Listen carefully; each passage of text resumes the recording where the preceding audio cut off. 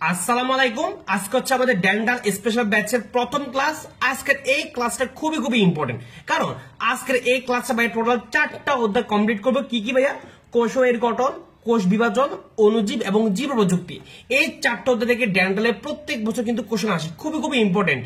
আজকে এই ক্লাসটা কিন্তু ভাই সবার জন্য উন্মুক্ত করে দিব, এবং এই ক্লাসটা করলে তুমি বুঝে যাবা যে আসলে মেন বই থেকে কতটুকু পড়তে হবে, কিভাবে পড়তে হবে। একদম ভাই প্রত্যেকটা জিনিস হচ্ছে মেন বই ধরে ধরে পড়াবো ভাইয়ার। এই ক্লাসটা করার পরে তুমি জাস্ট হচ্ছে তোমার যে অনুশীলনী এমসিকিউ সেটা হচ্ছে কোন রাইটার ভাই বলে দিই, সেটা বোটানি ক্ষেত্রে, যেহেতু বোটানি পড়াচ্ছি, বোটানি ক্ষেত্রে অবশ্যই আলিম স্যার এবং হচ্ছে আজিবুল স্যারের এমসিকিউ পড়ে ফেলবা। মেন বই থেকে কি কি পড়তে ভাই সবগুলো দেখা দিচ্ছি। তো চলো কথা না ভাই শুরু করে দিচ্ছি। আর তোমরা যারা অবশ্যই ভাই চ্যানেলটা নতুন, ভাই চ্যানেলটা সাবস্ক্রাইব করে দিবা, আর এই ভিডিওতে অবশ্যই একটা লাইক দিয়ে দিবা। তো চলো শুরু করে দিই। দেখো, কোষ ও এর গঠন অধ্যায়টা বেশ বড় হলো ভাই, একদম ইজি করে পড়ানোর চেষ্টা করবো। দেখো, প্রথম পেজে তেমন কিছু নয়, প্রথম পেজে পড়ার মতো। আমাদের এখানে একটা জিনিস জানতে হবে, একদম বেসিক ইনফরমেশন। সেটা হচ্ছে কি, আমাদের বইতে দেওয়া আছে যে সবচেয়ে বড় কোষের নাম কি। সবচেয়ে বড় কোষ হচ্ছে কি ভাই? ওট পাখির ডিম। এখন পরীক্ষাতে আসতে পারে যে সবচেয়ে ছোট কোষের নাম কোনটা, জানতে হবে। সেটা হচ্ছে মাইক্রোপ্লাজমা। তাই সবচেয়ে বড় কোষ কোনটা, সবচেয়ে ছোট কোষ কোনটা, এটা একদম জেনে রাখবা। এখন আমরা এই যে তোমার বড় ছোট লম্বা টম্বা নিয়ে কয়েকটা জিনিস পড়ে রাখবো, যেগুলো পরীক্ষা আসতে পারে। হ্যাঁ, একটু খেয়াল রাখো। এই যে আমাদেরকে জানতে হবে যে মানব দেহের সবচেয়ে লম্বা কোষ কোনটা, জানতে হবে। সেটা হচ্ছে মোটর নিউরন। এবং মানব দেহের সবচেয়ে ক্ষুদ্রতম কোষ কোনটা, সেটা হচ্ছে অনুচক্রিকা। এবং নিচে দুটো তথ্য আমাদের বই নাই, আলিম স্যারের বইতে দেওয়া আছে, খুবই ইম্পর্টেন্ট, পরীক্ষা আসতে পারে। যে আয়তনের দিক থেকে সবচেয়ে বড় কোষ কোনটা, বলতে হবে ডিম্বাণু। যদি ওভাবে কোশ্চেন করে আয়তনের দিক থেকে সবচেয়ে ছোট কোষ কোনটা, কি বলবো? শুক্রাণু। তাহলে আয়তনের দিক থেকে সবচেয়ে বড় কোষ কোনটা, সবচেয়ে ছোট কোষ কোনটা, একদম বেসিক জিনিস জেনে রাখবা। কথা বুঝতে পারছো কিনা? এরপর আমাদের পরীক্ষা, এটা সব তোমরা সবাই জানো, জীবদের গঠন ও কাজের এককে কি বলা হয়, আমরা সবাই জানি কি বলে, কোষ বলে। হ্যাঁ, আর এখান থেকে একটু জেনে রাখবা যে তোমার কোষ বিদ্যার জনককে, খুবই ইম্পর্টেন্ট, আমাদের রবার্ট হুক। এবং যদি কোশ্চেন করা হয় আধুনিক কোষ বিদ্যার জনককে, বলতে হবে সোয়ানসন। হ্যাঁ, কে মনে রাখবা? আধুনিক। হ্যাঁ, আধুনিক মানে কি? একটু স্মার্ট না? আধুনিক পদভাণ্ডে কি হয়? একটু স্মার্ট ভাব না? তাহলে আমরা আধুনিক স্মার্ট, আধুনিক মানে কি? স্মার্ট দিয়ে মনে রাখবো হচ্ছে সোয়ানসন। পারবা? অবশ্যই পারবা। তাহলে আধুনিক কোষবিদের জনককে সোয়ানসন, এবং শুধুমাত্র কোষবিদের জনককে রবার্ট হুক। পারবা? আর এই যে কোষ তত্ত্ব কয়জন বিজ্ঞানী, মনে রাখবা 3জন বিজ্ঞানী মিলে হচ্ছে কোষ তত্ত্ব দেন। কে? স্লেডেন, সোয়ান, বার্চু। পরীক্ষা আসতে পারে যে কোষ তত্ত্ব প্রদান করেন কোন কোন বিজ্ঞানী, পরীক্ষার জন্য খুবই খুবই ইম্পর্টেন্ট। এখন আমরা খুবই একটা বেসিক জিনিস দেখবো, কোষের প্রকার একটু দেখে রাখবা। তোমার এই যে শারীরবৃত্তীয় কাজের ভিত্তিতে কোষ হচ্ছে দুই ধরনের, একটা দেহকোষ, একটা জননকোষ বা গ্যামিট। এখন এখানে তোমার এক্সাম্পলটা মেইন ইম্পর্টেন্ট। দেহকোষে কি কি এক্সাম্পল আছে একটু দেখে রাখবা। আর মনে রাখবা মানুষের দেহকোষে ক্রোমোজোম সংখ্যা কয়টা, 46, একদম ইজি। আর জননকোষ বা গ্যামিট, হ্যাঁ, এখানের মধ্যে তোমার মনে রাখবা এক্সাম্পলটা খুবই ইম্পর্টেন্ট, শুক্রাণু আর ডিম্বাণু। আর মানুষের জননকোষে ক্রোমোজোম সংখ্যা কয়টা, 23, খুবই ইম্পর্টেন্ট জিনিস মনে রাখবা। আর এখান থেকে এই যে নিউক্লিয়াসের ভিত্তিতে কিন্তু কোষ আবার দুই ধরনের, একটা হচ্ছে কি তোমার আদি কোষ, একটা হচ্ছে প্রকৃত কোষ। এখন তোমাকে এখান থেকে জানতে হবে কি ভাই, এখানে জানতে হবে আদি কোষে এক্সাম্পল কি আছে, তিনটা এক্সাম্পল দেখে রাখবা। আর আমাদের যে প্রকৃত কোষের এক্সাম্পলটা দেখে রাখবা। যে তোমাদের ডেন্টাল মানে তোমরা মোটামুটি পড়ছো ভাই, জাস্ট তোমাদেরকে জিনিসটা ধরাই দিচ্ছে যে আসলে কিভাবে পড়তে হবে, কতটুকু পড়তে জিনিসটা ধরাই দিচ্ছি ভাই। যেগুলো দেখাচ্ছে এগুলো ভালো করে পড়বা। কথা বুঝতে পারছো কিনা? হ্যাঁ, এই জিনিসগুলো অবশ্যই তোমাকে কি করতে হবে, ভালো করে পড়তে হবে। এখান থেকে কোশ্চেনের সম্ভাবনা খুবই খুবই বেশি। এরপর আসো আমাদের এখান থেকে জেনে রাখবা যে সর্বপ্রথম, হ্যাঁ, প্রকৃত কোষী এবং বহুকোষী জীব কোনটা একটু দেখে রাখবা। এই লোহিত শৈবাল নামটা একটু দেখে রাখবা, ঠিক আছে? লেস ইম্পর্টেন্ট, তাও একটু দেখে রাখবা। পরীক্ষার জন্য খুবই খুবই ইম্পর্টেন্ট ভাই, মারাত্মক লেভেলের ইম্পর্টেন্ট একদম। আদি কোষ এবং প্রকৃত কোষের মধ্যে পার্থক্য খুবই খুবই ইম্পর্টেন্ট, একদম মারাত্মক লেভেলের ইম্পর্টেন্ট। তোমরা এই বক্সটা একদম ভালো করে পড়তে হবে। এখান থেকে কিন্তু কোষের মধ্যে খুবই খুব বেশি, এই যে আদি কোষ আর প্রকৃত কোষের মধ্যে পার্থক্য। কথা বুঝতে পারছো কিনা? খুবই খুবই ইম্পর্টেন্ট, পারলে একটা স্টেশন দিয়ে রাখো, পরীক্ষা আসতে পারে। এরপরে এখান থেকে তোমরা জাস্ট একটু রিডিং দিয়ে নিবা, এটা লেস ইম্পর্টেন্ট, তাও একটু দেখে রাখবা। আর এখান থেকে পরীক্ষা কোষ আসতে পারে যে নিচে কোনটা কোষ পরিমাপের একক নয়। তাহলে মনে রাখবা কোষ পরিমাপ করার জন্য 5টা একক আছে। কি কি? Centimetre, millimetre, micrometre, nanometre, angstrom. এবং পরীক্ষা আসতে পারে নিচে কোনটা কোষ পরিমাপের একক নয়। কথা ক্লিয়ার? ওকে।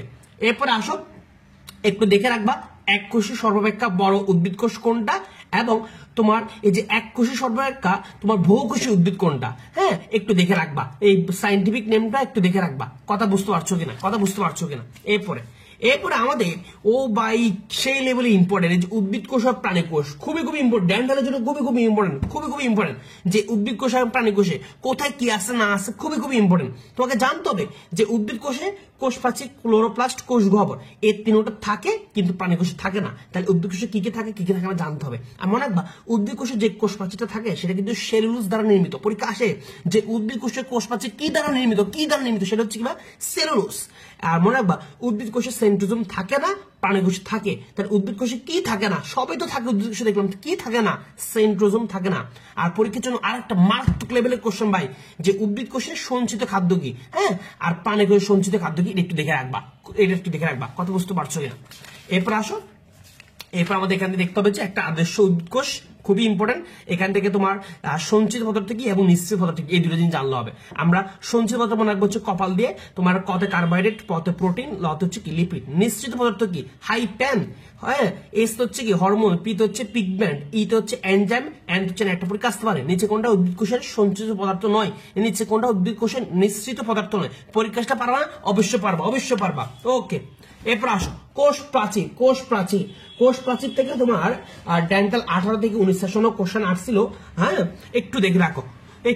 এখান থেকে তোমার একটু বেসিক কিছু জিনিস দেখলে হবে, মনে রাখবা। তোমার মেনলি এখান থেকে কি কি দেখে রাখবা ভাই বলি। তোমার কোষ প্রাচীরকে 3টে স্তরে ভাগ করা হয়েছে, কয়টা স্তর? 3টে স্তরে, হ্যাঁ। মধ্যপর্দা থেকে মেনলি কি দেখে রাখবা, এর সূচনা ঘটে কোন ধাপে, মনে রাখবা। এই যে মধ্যপর্দা এটা কিন্তু টেলোপস পর্যায়ে এর কিন্তু কি ঘটে, সূচনা ঘটে। আর মধ্যপর্দা কোন অ্যাসিডটা বেশি থাকে? প্যাকটিক অ্যাসিড, খুব ইম্পর্টেন্ট। মধ্যপর্দা কোন অ্যাসিডটা বেশি থাকে? প্যাকটিক অ্যাসিড বেশি থাকে, হ্যাঁ, প্যাকটিক অ্যাসিডটা বেশি থাকে। আচ্ছা, এরপর তোমার যে জিনিসটা জানা লাগবে সেটা হচ্ছে তোমার দ্বিতীয় স্তর নামটা কি? প্রাথমিক প্রাচীর। এই প্রাথমিক প্রাচীরের মধ্যে বেশ কয়েকটা জিনিস মনে রাখবা, একটু আসো। প্রাথমিক প্রাচীরটা আসলে কি কি জিনিস দিয়ে গঠিত হয় মনে রাখবা। সেলুলোজ, হেমিসেলুলোজ এবং গ্লাইকোপ্রোটিন, এই কয়েকটা জিনিস দিয়ে কিন্তু তোমার প্রাথমিক প্রাচীর গঠিত হয়। পরীক্ষা আসতে পারে নিচে কোনটা প্রাথমিক প্রাচীর গঠনের উপাদান নয়, নিচে কোনটা প্রাথমিক প্রাচীর গঠনের উপাদান, এটি একটু মনে রাখবা। আর কোষ প্রাচীরের তোমার প্রধান উপাদানটা কি? সেলুলোজ, তোমরা সবাই জানো। আর একটু মনে রাখবা এই যে সেকেন্ডারি প্রাচীর বা তৃতীয় স্তর, যেটা 3 নম্বর স্তর, সেটার মধ্যে কি কি জমা হয়? সেলুলোজ এবং লিগনিন, হ্যাঁ, এটি জমা হয়। আর এই জিনিসটা একটু দেখে রাখতে পারো, একটু হালকা রেডিং দিয়ে রাখবা এটাই। আর মনে রাখবা তোমার এই যে কূপ এলাকা, কোষ প্রাচীরের সবচেয়ে পাতলা এলাকার নাম কি? পরীক্ষা আসতে পারে, বলতো কি? কূপ এলাকা। এবং তোমার এই যে তোমার মধ্যপর্দাকে কিন্তু ফিট মেমব্রেনও বলা হয়, এটা একটু দেখে রাখবা। আর এখান থেকে একটা ডেফিনেশন বা একটা সংজ্ঞা খুবই ইম্পর্টেন্ট, একটু মনে রাখবা, সেটা হচ্ছে প্লাজমোডেসমাটা। একটু দেখে রাখবা, পরীক্ষা কিভাবে আসে, হুবহু লাইনটা তুলে দেয়। দুটি পাশাপাশি কোষ প্রাচীরের একটু খেয়াল রাখো, দুটি পাশাপাশি কোষ প্রাচীরের কূপ এলাকায় সূক্ষ্ম ছিদ্রপথে নলাকার সাইটোপ্লাজমিক সংযোগ স্থাপিত, একে কি বলা হয়? প্লাজমোডেসমাটা বলা হয়। কি বলা হয়? প্লাজমোডেসমাটা বলা হয়। এটা একটু মাথার মধ্যে ধরে রাখবা, ঠিক আছে, হ্যাঁ। আর প্লাজমোডেসমাটার কাজ কি? কয়েকটা কাজ, সেটা হচ্ছে পাশাপাশি কোষের মধ্যে কি করে? সংযোগ স্থাপন করে, খাদ্যবস্তু এবং পানি, হরমোন পরিবহন করে, এই কয়েকটা কাজ করে, এটা একটু মনে রাখবা। এরপর আসলে তোমার রাসায়নিক গঠন, হ্যাঁ, কোষ প্রাচীর মনে রাখবা। কোষ প্রাচীরের প্রাথমিক স্তরে 3টে জিনিস থাকে বা কি কি? সেলুলোজ, হেমিসেলুলোজ এবং গ্লাইকোপ্রোটিন। তাহলে কোষ প্রাচীরের প্রাথমিক স্তরে কয়টা জিনিস থাকে? 3টে জিনিস, সেলুলোজ, হেমিসেলুলোজ, গ্লাইকোপ্রোটিন। পরীক্ষা আসতে পারে নিচে কোনটা তোমার এই যে প্রাথমিক প্রাচীরের উপাদান নয়, এভাবে আসতে পারে, হ্যাঁ, এভাবে আসতে পারে। আর এটা একটু মনে রাখবা, এই পরীক্ষা আসে যে নিচের কোনটা হেমিসেলুলোজ, নিচে কোন নিচে কোনটি প্রাচীর গঠনে ক্রস লিঙ্ক হিসেবে কাজ করে, মনে রাখবা। এই যে নামটা খুবই পরীক্ষা আসতে পারে। আর পরীক্ষা এটি মনে রাখবা যে তোমার কোষ প্রাচীরে কত পার্সেন্ট তোমার সেলুলোজ, আমার মনে রাখবো কি এই যে সেলুলোজ শত হচ্ছে কি 40, শত হচ্ছে 40, একটু মানে মনে রাখবা, নামের সাথে মিলে শত 40, হ্যাঁ, মনে রাখবা। আর হেমিসেলুলোজ, দেখো সেলুলোজ যদি 40 হয়, হেমি মানে কি? অর্ধেক, তাহলে হেমিসেলুলোজ অর্ধেক হবে। 40 অর্ধেক কি? 40 অর্ধেক হচ্ছে 20, তাহলে হেমিসেলুলোজ কত পার্সেন্ট? 20%। পারবা না? পারবা। প্যাকটিন, হ্যাঁ, প্যাকটিন মানে 30 আর গ্লাইকোপ্রোটিন মানে 10, একটু দেখে রাখবা।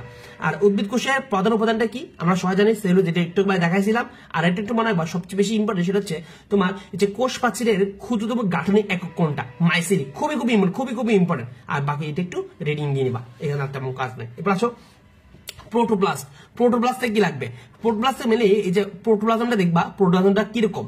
এটা হচ্ছে কি অর্ধস্বচ্ছ, আটালো এবং জেলির ন্যায় অর্ধতরল। তারপর হচ্ছে কলোয়েডাল ধর্মী সজীব পদার্থ। পরীক্ষা নিচে কোনটি প্রোটোপ্লাজম সম্পর্কে সঠিক তথ্য নয়, এভাবে করে তোমাকে অপশন দিতে পারে, কথা বুঝতে পারছো কিনা। আর মনে রাখবা তোমার জীবনের ভৌতভিত্তি কি? খুবই ইম্পর্টেন্ট, জীবনের ভৌতভিত্তি কোনটা? প্রোটোপ্লাজম। পরীক্ষা আসতে পারে, এবং এটা কার মতে? বিজ্ঞানী হাক্সলির মতে। আর ফ্লুইড অফ লাইফ কাকে বলা হয়? এই যে ফ্লুইড অফ লাইফ, এই যে ফ দিয়ে মনে রাখবা হচ্ছে কি? পানি। ফ দিয়ে কি মনে রাখবা? পানি মনে রাখবা। তাহলে ফ্লুইড অফ লাইফ বলা হয় কাকে? পানিকে বলা হয়, এটা একটু মনে রাখবা। এটা একটু মনে রাখবা। আর তোমার এই যে একটু মনে রাখবা প্রোটোপ্লাজমের মধ্যে কতটুকু পানি থাকে, 70 থেকে 90%। এটা একটু ইম্পর্টেন্ট জিনিস, কথা বুঝতে পারছো কিনা।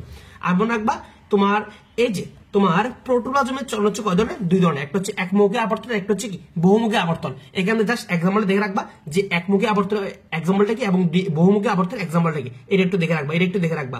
এখন এই যে এই জিনিসটা নামকরণ টামকরণ নিয়ে অনেক ঝামেলা, হ্যাঁ প্যাচ প্যাচ বলতে পারো, আমরা প্যাচ করবো না, আমরা এখানে একদম সাজা রাখছি। একটু মনে রাখবা যে প্লাজমা মেমব্রেনের নামকরণ কে করেন, কার্ল নাগেলি, হ্যাঁ মনে কি নাগিন, হ্যাঁ প্লাজমা মেমব্রেন কে নামকরণ করেন, নাগিন নামকরণ করেন, হ্যাঁ নাগিন নামকরণ করেন। এই যে প্লাজমা মেমব্রেন নদে হচ্ছে কি নাগিন মানে কি নাগিলি, এবং হচ্ছে ক্রেমার। স্যান্ডউইচ মডেলের নামকরণ কে করে, ড্যানিলি এবং ডেপসন। ফ্লুইড মোজাইক মডেলের নামকরণ কে করেন, সিঙ্গার এবং নিকলসন। হ্যাঁ ইউনিট মেমব্রেন মডেলের নামকরণ কে করেন, রবার্টসন। এই নামকরণ গুলা খুবই খুবই ইম্পর্টেন্ট, কোশ্চেন আসতে পারে, কথা বুঝতে পারছো কিনা। এই যে এত এত মডেল, এর মধ্যে সবচেয়ে তোমার গ্রহণীয় বা সবচেয়ে তোমার সবচেয়ে বেস্ট মডেল কোনটা, মনে রাখবা ফ্লুইড মোজাইক মডেল। এটা হচ্ছে কি সবচেয়ে বেশি তোমার গ্রহণীয় মডেল, সবচেয়ে কি মডেল ভাই, গ্রহণীয় মডেল, সবচেয়ে গ্রহণীয় মডেল। হ্যাঁ আর মনে রাখবা তোমার কোজিলি কয়স্তবিষ্ট, দ্বিস্তবিষ্ট, প্রতিরেস্ত কি তৈরি, ফসফোলিপিড দিয়ে তৈরি। আর মনে রাখবা এই ফ্লুইড মোজাইক মডেলকে কোন মডেলের সাথে তুলনা করা হয়েছে, আইসবার্গ মডেলের সাথে তুলনা করা হয়েছে। আর এখানে কয়েকদিন দেখে রাখবা যে ফ্লুইড মোজাইক মডেলের তোমার উপাদান কি কি আছে, ফসফোলিপিড বাইলেয়ার, হ্যাঁ ফসফোলিপিড বাইলেয়ার। আর কি কি আছে, মেমব্রেন প্রোটিন, তারপর হচ্ছে তোমার যে গ্লাইকোক্যালিক্স, কোলেস্ট্রল। এই 4টা উপাদান। পরীক্ষা আসতে পারে নিচে কোনটা তোমার কি, নিচে কোনটা তোমার ফ্লুইড মোজাইক মডেল অনুযায়ী কোষ ঝিল্লির উপাদান নয়। এবার আসবে নিচে কোনটা কোষ ঝিল্লির গাঠনিক উপাদান নয়। এই 4টা উপাদান খুবই টাটকা করে মুখস্থ রাখতে হবে। আমার রাখবা কোষ ঝিল্লিতে এই পর্যন্ত 3 ধরনের প্রোটিন শনাক্ত করা গেছে, কি কি, ইন্ট্রিকাল, পেরিফেরাল, লিপিড সম্পৃক্ত প্রোটিন। পরীক্ষা আসতে পারে নিচে কোনটা কোষ ঝিল্লির প্রোটিন নয়, নিচে কোনটা কোষ ঝিল্লির প্রোটিন নয়। এবার আসতে পারে। আর এই যে গ্লাইকোক্যালিক্স মূলত দুটো জিনিস মিলে তৈরি হয়, একটা হচ্ছে কি গ্লাইকোপ্রোটিন, একটা হচ্ছে গ্লাইকোলিপিড। এই দুইটা মিলে কিন্তু কি তৈরি হয়েছে, গ্লাইকোক্যালিক্স তৈরি হয়েছে, এটা মাথার মধ্যে ধরে রাখবা। আর এই যে কোলেস্ট্রল হচ্ছে মূলত একটা কি স্টেরয়েড, এটা কোনো তোমার ফ্যাট বা তেল নয়, এটা কি স্টেরয়েড। এতটুকু জানলে হবে। আর কোষ ঝিল্লির তোমার ওই যে অনেকগুলা জিনিস আছে আমাদেরকে জানতে হবে, সেটা হচ্ছে কি কোষ ঝিল্লির অনেকগুলো বেশ কাজ রয়েছে। আমরা কাজগুলো পড়ার আগে 2-1টা কথা জেনে নিই। মনে রাখবা এর মধ্যে তোমার একটু আসো সবচেয়ে সরল ফসফোলিপিড কোনটা, এটা আসে। সবচেয়ে সরল ফসফোলিপিড কোনটা, ফসফোটেটিক অ্যাসিড। সবচেয়ে সরল ফসফোলিপিড কোনটা, এবং জটিল ফসফোলিপিডের মধ্যে কোনটা প্রধান, লেসিডিন। তাহলে জটিল ফসফোলিপিড কোনটা এবং সবচেয়ে সরল ফসফোলিপিড কোনটা, এটা একটু দেখে রাখবা। হ্যাঁ হালকা জিনিস। আর কোষ ঝিল্লির কাজের মধ্যে তোমার সবগুলো দেখা লাগবে না, জাস্ট যেগুলো দেখা রাখছে সেগুলো দেখলে এনাফ। আর মনে রাখবা কোষ ঝিল্লির মধ্যে মূলত 4টা অবস্থা দেখা যায়, কি কি, মাইক্রোবিলাই, ডেসমোজোম, ফ্যাগোসাইটিক ভেসিকল, ফিনোসাইটিক ভেসিকল। পরীক্ষা আসতে পারে নিচে কোনটা কোষ ঝিল্লির অবস্থা নয়, এবার করে কোশ্চেন আসতে পারে। আর ডেসমোজোমের মধ্যে তোমার একটা অবস্থা দেখা যায়, সেটা হচ্ছে কি টনোপ্রাইবিল। পরীক্ষা আসতে পারে যে নিচে কোনটাতে টনোপ্রাইবিল দেখা যায়, ডেসমোজোমে দেখা যায়। কথা বুঝতে পারছো কিনা, কথা ক্লিয়ার কিনা, ওকে। এরপর আসো ভাইয়া সাইটোপ্লাজম ও এর অঙ্গাণু। এখান থেকে ভাই মেইনলি কি কি লাগবে দেখো, এখান থেকে কি পড়লে অনেক কিছু পড়া যায়। তোমাকে পড়তে হবে একদম ডেন্টালের জন্য, মানে ডেন্টালে কি আসবে না আসবে এই জিনিসগুলোর জন্য তোমাকে পড়তে হবে। আসো আমরা দেখি এখান থেকে কি পড়া যায়। এখান থেকে অনেক কিছু আছে, মেইনলি দেখো তোমার মনে রাখবা সাইটোপ্লাজমের আপেক্ষিক গুরুত্ব হচ্ছে কি পানি অপেক্ষা বেশি, এটা একটু মনে রাখবা, পানি অপেক্ষা বেশি। হ্যাঁ আর সাইটোপ্লাজমের ভিত্তি পদার্থ কোনটা, মাতৃকা, এটা একটু দেখে রাখবা। সাইটোপ্লাজম অনেকগুলো কাজ আছে, সবগুলো কাজ পরীক্ষার জন্য ইম্পর্টেন্ট না, পরীক্ষার জন্য মেইনলি ইম্পর্টেন্ট। একটু খেয়াল রাখো এই যে কোষের অম্লত্ব ক্ষারকত্ব নির্ণয় করা, এটা খুবই ইম্পর্টেন্ট, পরীক্ষা আসছে অলরেডি। হ্যাঁ কোষের অম্লত্ব ক্ষারকত্ব নির্ণয় করা কার কাজ, এটা হচ্ছে কার কাজ ভাইয়া, সাইটোপ্লাজমের কাজ। হ্যাঁ এটা একটু মনে রাখবা। এরা চম্পক্রিয়া সৃষ্ট বর্জ্য পদার্থ নিষ্কাশনে কে সাহায্য করে, তাও সাইটোপ্লাজম করে, এটা একটু মনে রাখবা। আর আবর্তনের মাধ্যমে অঙ্গাণুগুলোকে সাহায্য করে কে, সেটা হচ্ছে সাইটোপ্লাজম। আর এখান থেকে তোমার মেইনলি তেমন কিছু নাই, এখান থেকে জাস্ট এগুলো একটু দেখে রাখতে পারো যে সাইটোপ্লাজমের সংগঠিত বিভিন্ন বিপাক ক্রিয়ার মাধ্যমে উল্লেখযোগ্য কয়েকটা, মানে সাইটোপ্লাজমে কি কি বিপাক মানে সংগঠিত হয়, যে শ্বসন, জীবনের স্পন্দন, সারক সংশ্লেষণ, প্রোটিন সংশ্লেষণ, নিউক্লিক অ্যাসিড সংশ্লেষ, লিপিড বিক্রিয়া, লেসিং, জাস্ট একটু দেখে রাখার জন্য। হ্যাঁ এটা একটু দেখে রাখবা। আর মনে রাখবা তোমার জীবনের আধার হিসেবে কাজ করে কে, প্রোটোপ্লাজম। আর অঙ্গাণুর আধার হিসেবে কাজ করে কে, সাইটোপ্লাজম। তাহলে জীবনের আধার একটা, অঙ্গাণু আধার একটা, ভুল করবা না, ভুল করলে একদম মাথা দিবাক করে ফেলবো। তাহলে জীবনে আধা বললে কি প্রোটোপ্লাজম, আর যদি বলে ভাইয়া অঙ্গাণু আধার তাহলে কি বলতে হবে, সাইটোপ্লাজম। কথা বুঝতে পারছো কিনা। এখন আসো ভাইয়া সাইটোপ্লাজমের যে বিভিন্ন অঙ্গাণু আছে, এই অঙ্গাণুগুলো জানতে হবে। সবচেয়ে ইম্পর্টেন্ট একটা অঙ্গাণু হচ্ছে রাইবোজোম। আর আমরা দেখবো এখান থেকে তোমার কোন কোন অঙ্গাণু বেশি বেশি ইম্পর্টেন্ট। দেখো রাইবোজোমটা মানে মোটামুটি ইম্পর্টেন্ট তারপর তোমার লাইসোম আছে, লাইসোম থেকে অনেক আগে কোশ্চেন আসছে, তা আমরা দেখবো। তো আসো প্রথমে আমরা রাইবোজোমটা একটু পড়ি। হ্যাঁ, রাইবোজোমটা একটু পড়ি। রাইবোজোমটা বেশি কিছু পড়বো না, একটু আসো, একটু খেয়াল রাখো, মনে রাখবা রাইবোজোমকে অপর নাম কি? সর্বজনীন অঙ্গাণু বা প্রোটিন ফ্যাক্টরি। পরীক্ষা আসে নিচে কোনটা সর্বজনীন অঙ্গাণু? রাইবোজোম। নিচে কোনটা? প্রোটিন ফ্যাক্টরি, তাও রাইবোজোম। হ্যাঁ, আর মনে রাখবা রাইবোজোমের কোনো আবরণ নাই। তাই তোমার মনে এখন কোশ্চেন আসতে পারে, ভাইয়া যদি রাইবোজোমের আবরণ না থাকে এরকম আরো কি কি অঙ্গাণু আছে যাদের আবরণ নাই? আসো সেটা পড়ে ফেলি। তাহলে আরো কি কি অঙ্গাণু আছে যাদের আবরণ নাই? হ্যাঁ, আবরণবিহীন অঙ্গাণু কি কি আছে? আসো, সেরা মামাই প্রথম। আমরা সেরা দিয়ে মনে রাখবো। সৎ হচ্ছে সেন্টিউল, রথ হচ্ছে কি? রাইবোজোম, মত হচ্ছে মাইক্রোটিবিউলস, এই মত হচ্ছে কি? মাইক্রোফিলামেন্ট, ঈদ হচ্ছে ইন্টারমিডিয়েট ফিলামেন্ট, এই যে প্রথ হচ্ছে কি? প্রোটিওজোম। হ্যাঁ, আর মনে রাখবা প্রোটিওজোমকে কোষের মেন সুইচ বলা হয়। পরীক্ষা আসে নিচে কোনটা কোষের মেন সুইচ হিসেবে কাজ করে? বলতে হবে প্রোটিওজোম। তাহলে এগুলো হচ্ছে আমাদের আবরণবিহীন অঙ্গাণু। তাহলে পরীক্ষা আসে নিচের কোনটা তোমার আবরণবিহীন অঙ্গাণু বা নিচে কোনটা আবরণবিহীন অঙ্গাণু নয়, পারবে না। এই সবগুলো হচ্ছে আবরণবিহীন অঙ্গাণু। এইগুলো অপশনে যা থাকবে সবগুলো হচ্ছে কি? আবরণযুক্ত অঙ্গাণু। পারবা না? অবশ্যই পারবা। ওকে, এরপর আসো, এখান থেকে আমাদের তেমন কিছু নাই। এখান থেকে আমাদের এই জিনিসটা মেনলি পরীক্ষা আসে, এই জিনিসটা আমাদের মেনলি মনে রাখতে হবে। আর মনে রাখবা এই যে ইকোলাইয়ের শুষ্ক ওজনের কত পার্সেন্ট বা কত শতাংশ রাইবোজোম? 22%। খুবই ইম্পর্টেন্ট। কথা ক্লিয়ার? ওকে, এরপর আসো, এরপর আমাদের এখান থেকে মেনলি যে লাগবে সেটা হচ্ছে একটু মনে রাখবা তোমার এই যে মনোজোম মানে কি, পলিমার মানে কি, হ্যাঁ, সাইটোরাইবোজোম মানে কি, জাস্ট একটু রিডিং দেওয়া, আর কিছুই না এখান থেকে। আর সবচেয়ে ইম্পর্টেন্ট হচ্ছে রাইবোজোমের নিচে কোনটা ঘটে? ট্রান্সলেশন ঘটে। ভাই খুবই ইম্পর্টেন্ট, পরীক্ষা আসে রাইবোজোমের কোনটা ঘটে? ট্রান্সলেশন, ট্রান্সক্রিপশন, হ্যাঁ, অনেক কিছু হাবি দিয়ে ভরা রাখে। মনে রাখবা রাইবোজোমে কি ঘটে? ট্রান্সলেশনটা ঘটে। খুবই ইম্পর্টেন্ট।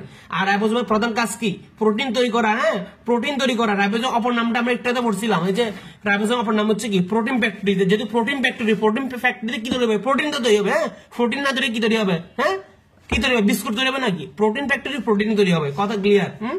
ওকে, এরপর আসো, এরপর আমাদের এখান থেকে তেমন কিছু রাখবে। এরপর আসো গোলগি বডিতে ভাই কি কি লাগবে? গোলগি মেন লাগবে। গোলগির আরো আদার্স কি কি নাম আছে একটু নাম বলে দেখে রাখবা। তোমার ডিকটায়োজোম, ইডিওজোম, লাইফোকন্ডিয়া। তাহলে পরীক্ষা আসতে পারে। আর কয়েকটা নাম দেখে রাখো, সেটা হচ্ছে কোষের traffic police, carbohydrate factory, packing house. পরীক্ষা আসে যে একটা কমন কোশ্চেন, নিচে কোনটা কোষের ট্রাফিক পুলিশ হিসেবে কাজ করে? বলতে হবে গোলগি বডি। নিচে কোনটা কার্বোহাইড্রেট ফ্যাক্টরি হিসেবে কাজ করে? হ্যাঁ, গোলগি বডি। কথা বুঝতে পারছো কিনা? এই আদার্স নামগুলো খুবই ইম্পর্টেন্ট, খুবই ভাই মারাত্মক লেভেল ইম্পর্টেন্ট। আদার্স নামগুলোতে পরীক্ষা কোশ্চেন আসে। এই গোলগি বডি থেকে তোমার 23 থেকে 24 সেশনও কোশ্চেন আসছে। কথা বুঝতে পারছো কিনা? 9 থেকে 10 সেশনও কোশ্চেন আসছিল।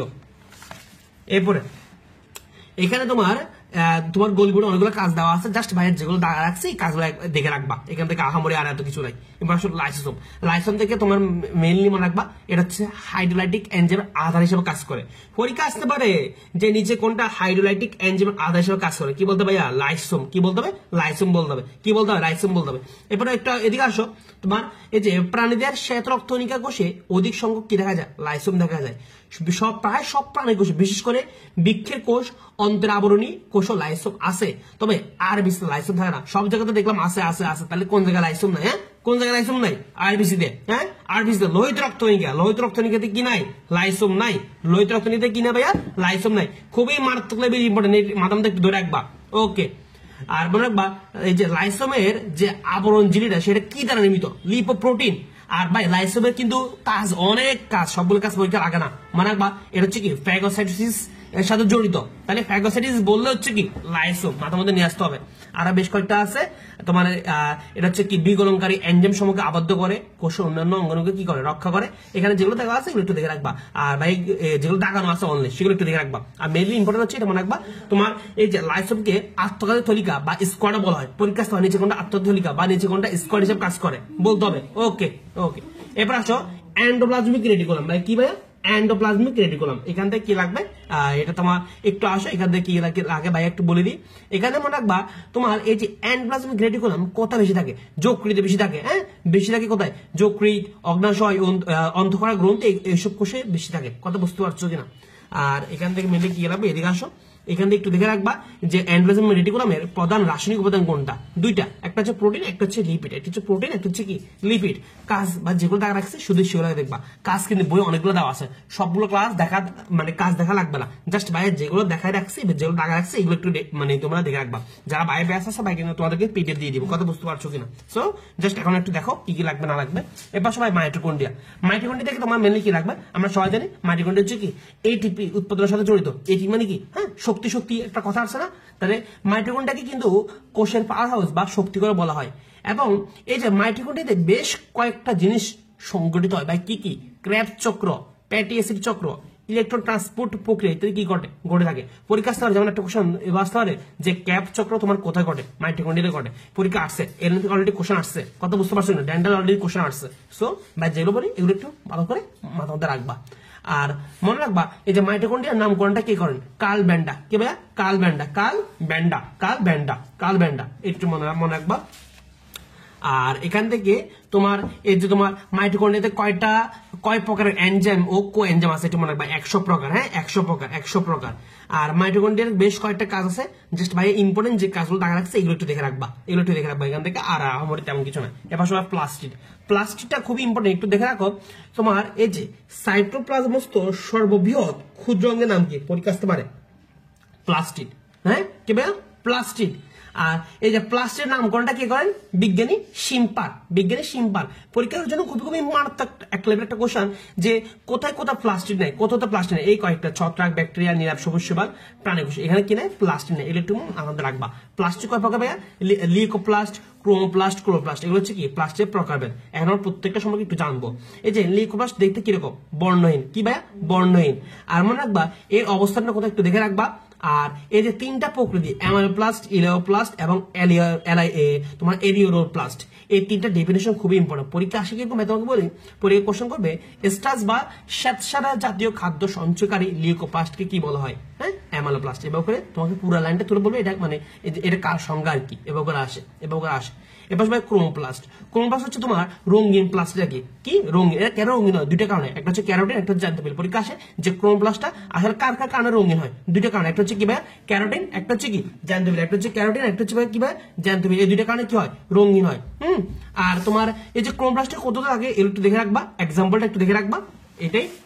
এরপর আসো ভাইয়া তোমার এখানে আরো বেশ কয়েকটা জিনিস দেখা রাখবে, একটু আসো ক্লোরোপ্লাস্ট।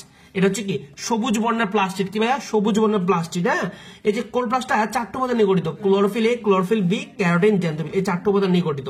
এবং এই ক্লোরোপ্লাস্টকে তোমার কোষে রান্নাঘর বলা হয় বা শর্করা জাতীয় খাদ্যের কারখানা বলা হয়। পরীক্ষা আসবে যে নিচে কোনটা কোষের রান্নাঘর বা নিচে কোনটা শর্করা জাতীয় খাদ্যের কারখানা, কি ভাই ক্লোরোপ্লাস্ট।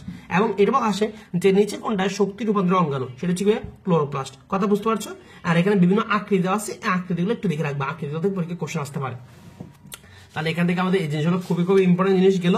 এরপর ভাই সেন্টিউল। হ্যাঁ সেন্টিউল আমাদের প্রথম কোশ্চেন ভাইয়া, সেন্টিউল কাদের থাকে না, আমরা মনে রাখবো আজারাডং। তাহলে সেন্টিউল কাদের থাকে না, আমরা মনে রাখবো আজারাডং। দিয়ে মনে রাখবো ইস্ট আজারা, হচ্ছে কি আদিকোষ আবৃত উদ্ভিদ, ডং দিয়ে মনে রাখবো ডায়াডম। তাহলে এসব এদের কি থাকে না, সেন্টিউল থাকে না। পরীক্ষা আসতে পারবো না নিচে মানে কাদের সেন্টিউল থাকে না, কাদের সেন্টিউল থাকে পারবা। আর এটা হচ্ছে কি স্বপ্রজনন ক্ষমতা সম্পন্ন, এটা একটু মনে রাখবা, এখান থেকে মেনলি এই জিনিসটা জানলে হবে। আর এখান থেকে সেন্টিউলের কাজটা একটু দেখে রাখবা, তোমার এই যে মাকদণ্ড গঠন করা, কোষ বিভাজনে সাহায্য করা, হ্যাঁ সিলিয়া প্লাজমা সৃষ্টি করা, শুক্রাণু গঠন করা, এগুলো খুব ইম্পর্টেন্ট জিনিস। হ্যাঁ এরপর আসো তোমার জানা হচ্ছে কোষী কঙ্কাল। কি ভাইয়া, কোষী কঙ্কাল। এই কোষী কঙ্কালে কি লাগবে, এই কোষী কঙ্কাল থেকে একটু বলি, একটু আসো কোষী কঙ্কালে কি লাগবে। আমরা কোষী কঙ্কাল মেনলি জানবো যে তোমার কোষী কঙ্কাল বললে আসলে কাদেরকে বোঝায়, মাইক্রোটিউবুস, মাইক্রোফিলামেন্ট, ইন্টারমিডিয়েট ফিলামেন্ট। এখান থেকে আসো, এখান থেকে তোমার একটু কাজগুলো জানাবো, প্রত্যেকটা কাজগুলো একটু দেখে রাখবা। জাস্ট ভাই যে কাজগুলো দেখা রাখছে এই কাজগুলো দেখবা, এই কাজগুলো দেখবা না, এক্সেস দেওয়ার দরকার নাই, কাজগুলো একটু দেখবা, এগুলো একটু দেখবা। আর ইন্টারমিডিয়েট ফিলামেন্টের মধ্যে 4টা কি পাওয়া যায়, 4 ধরনের ইন্টারমিডিয়েট ফিলামেন্ট আছে, এগুলো মনে রাখবা, ক্যারাটিন, ল্যামিনিন, নিউরোফিলামেন্ট এবং বায়োমেন্টিন। পরীক্ষা আসতে পারে নিচে কোনটা ইন্টারমিডিয়েট ফিলামেন্ট নয়, এভাবে আসতে পারে। ওকে, এবার আসো ভাইয়া ফার অক্সিসোম। এখান থেকে কি লাগবে, একটু খেয়াল করে, একটু দিকে আসো। এখান থেকে মনে রাখবা এই যে এখানে মনে রাখবা তোমার এখানে তোমার কি থাকে, এনজাইম থাকে। এই এনজাইমের মধ্যে ক্যাটালেজ, এটা হচ্ছে প্রধান এনজাইম। তাহলে ফারঅক্সোমের মধ্যে প্রধান এনজাইম কোনটা? ক্যাটালেজ। এটার কাজটি কি? এটা হচ্ছে তোমার এই যে তোমার হাইড্রোজেন যে ফারঅক্সাইড সেটাকে হচ্ছে পানি আর অক্সিজেন কি করে? কনভার্ট করে। এটা একটু মনে রাখবা, এটা একটু মনে রাখবা। এরপর এখান থেকে মনে রাখবা গ্লাইঅক্সোমটা লেস ইম্পর্টেন্ট, তবে একটু দেখবা এটা হচ্ছে স্নেহ পদার্থ বিভাগের এনজাইম দান। এখান থেকে এতটুকু জানলে হবে, এখান থেকে এতটুকু জানলে হবে। তাহলে আসলে জিনিসটা বুঝতে পারছো, জিনিসটা ক্লিয়ার? ওকে। এরপর আমাদের এখান থেকে আরেকটা জানতে হবে, সেটা হচ্ছে কোষ গহ্বর। হ্যাঁ, তোমার মনে রাখবা কোষ গহ্বরের যে আবরণটা সেটা হচ্ছে কি টনোপ্লাস্ট, এবং কোষ গহ্বরের বেশ কয়েকটা কাজ দেওয়া আছে, জাস্ট এই কাজগুলো একটু দেখে রাখবা। এখান থেকে আহামরি কিছু না, এটা জাস্ট কাজগুলো বাই যেগুলো তারা আছে দেখে রাখবা। এখন এই চ্যাপ্টারের মধ্যে তোমার এরপরে তোমার আরো অনেক কিছু আছে, নিউক্লিয়াস আছে, আরো বিভিন্ন অনেক কিছু আছে। এই জিনিসগুলো কিন্তু বইয়ের মধ্যে জিনিসটা অনেকটা অগোছানো। হ্যাঁ, এই জন্য বাইরে হচ্ছে কি বাইরের জিনিসটা তোমাদেরকে একটু সাজিয়ে দিব, যাতে তোমাদের পড়তে কি হয়? সুবিধা হয়। আসো বাইরে তোমাদেরকে জিনিসটা সাজিয়ে দিই, পড়তে সাজালে কিন্তু জিনিসটা পড়তে কি হবে? আমাদের জন্য সুবিধা হবে। একটু আসো, আমরা এরপরে পড়বো হচ্ছে কি নিউক্লিয়াসটা। হ্যাঁ, আমরা নিউক্লিয়াস হচ্ছে এখান থেকে পাবে বা একদম তোমাদের জন্য ইজি করে লিখে রাখছি। একটু আসো, আমরা প্রথম দেখবো যে নিউক্লিয়াসের অপর নামটা কি কি আছে? কোষ, মস্তিষ্ক, প্রাণকেন্দ্র, কেন্দ্রিকা। এখান থেকে দেখে রাখবা তোমার নিউক্লিয়াসটা তোমার কত মানে কি আবিষ্কার করেন, কোথাও আবিষ্কার করেন, এটা দেখে রাখবা। কোষের এই যে কোষের কত পার্সেন্ট হচ্ছে নিউক্লিয়াস, আর স্পাম বা শুক্রাণু কত পার্সেন্ট নিউক্লিয়াস, এটা একটু দেখে রাখতে হবে। আর মনে রাখবা নিউক্লিয়াস কোথা থাকে না জানতে হবে। এই আমরা মনে রাখবো কি তোমার রাপি আসবে না, রাপি আসবে না। আর তো হচ্ছে কি এই যে আরবিসি, আর আত হচ্ছে আদিকোষ, এবং সব এই যে এটা হচ্ছে শিবকোষ।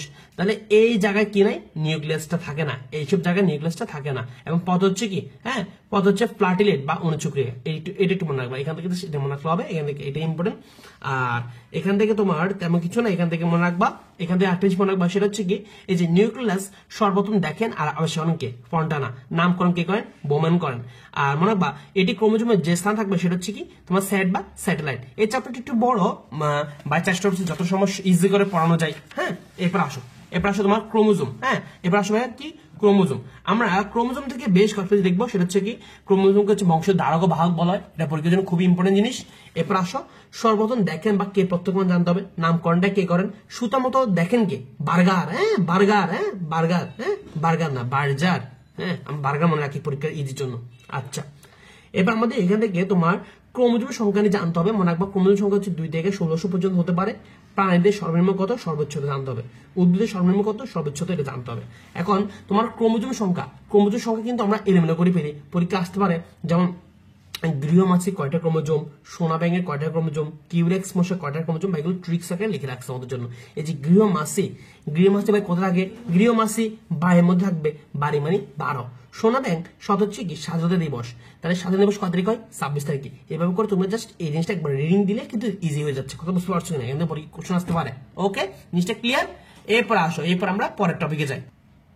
এরপর আসো, এরপর হচ্ছে আমাদের এই জিনিসটা ক্রোমোজোমের ভৌত গঠন। খুবই ইজি ভাই। ক্রোমোজোমের মধ্যে কি কি অংশ আসে আগের দিয়ে এই 6টা অংশ নামটা দেখে রাখবা, এবং টুকটাক বেশ কিছু ইনফরমেশন আছে, এগুলো জানতে হবে। যেমন তোমার এখান থেকে মেইনলি যেটা ইম্পর্টেন্ট এই ক্রোমোজোম ভৌত গঠন থেকে যেটা লাগবে, হ্যাঁ, সেটা হচ্ছে একটু দিকে আসো। এই যে সেন্টোমিয়ারটা কি? অরঞ্জিত অংশ। পরীক্ষা আসে নিচে কোনটা? ক্রোমোজোমের অরঞ্জিত অংশ, সেটা হচ্ছে কি সেন্টোমিয়ার। এবং এখানে হচ্ছে কি মুখ্য অংশ নামক একটা কি থাকে? খাস থাকে। হ্যাঁ, এটা একটু দেখে রাখবা। আর টলোমিয়ারটা খুবই ইম্পর্টেন্ট, এটা আবিষ্কারককে দেখে রাখবা। মুলার টলোমারাস এনজাইম থাকে। তাহলে টলোমারাস এনজাইম কোথা থাকে? টলোমিয়ার নামের সাথে মিল আছে। আর মনে রাখবা এই যে টলোমিয়ার ও টলোমারাস এনজাইম মানুষের জরারোধের কাজ করে। পরীক্ষা আসতে পারে মানুষের জরারোধে কোন কোন এনজাইম কাজ করে? দুইটা, একটা হচ্ছে টলোমিয়ার, একটা হচ্ছে কি টলোমারাস। এখান থেকে মেনলি এটা ইম্পর্টেন্ট। আর গোনোবাস সেকেন্ডারি কুঞ্চন এনজাইম মনে রাখবা, এক হচ্ছে কি নিউক্লিওলাস পুনর্গঠন অঞ্চল বলা হয়।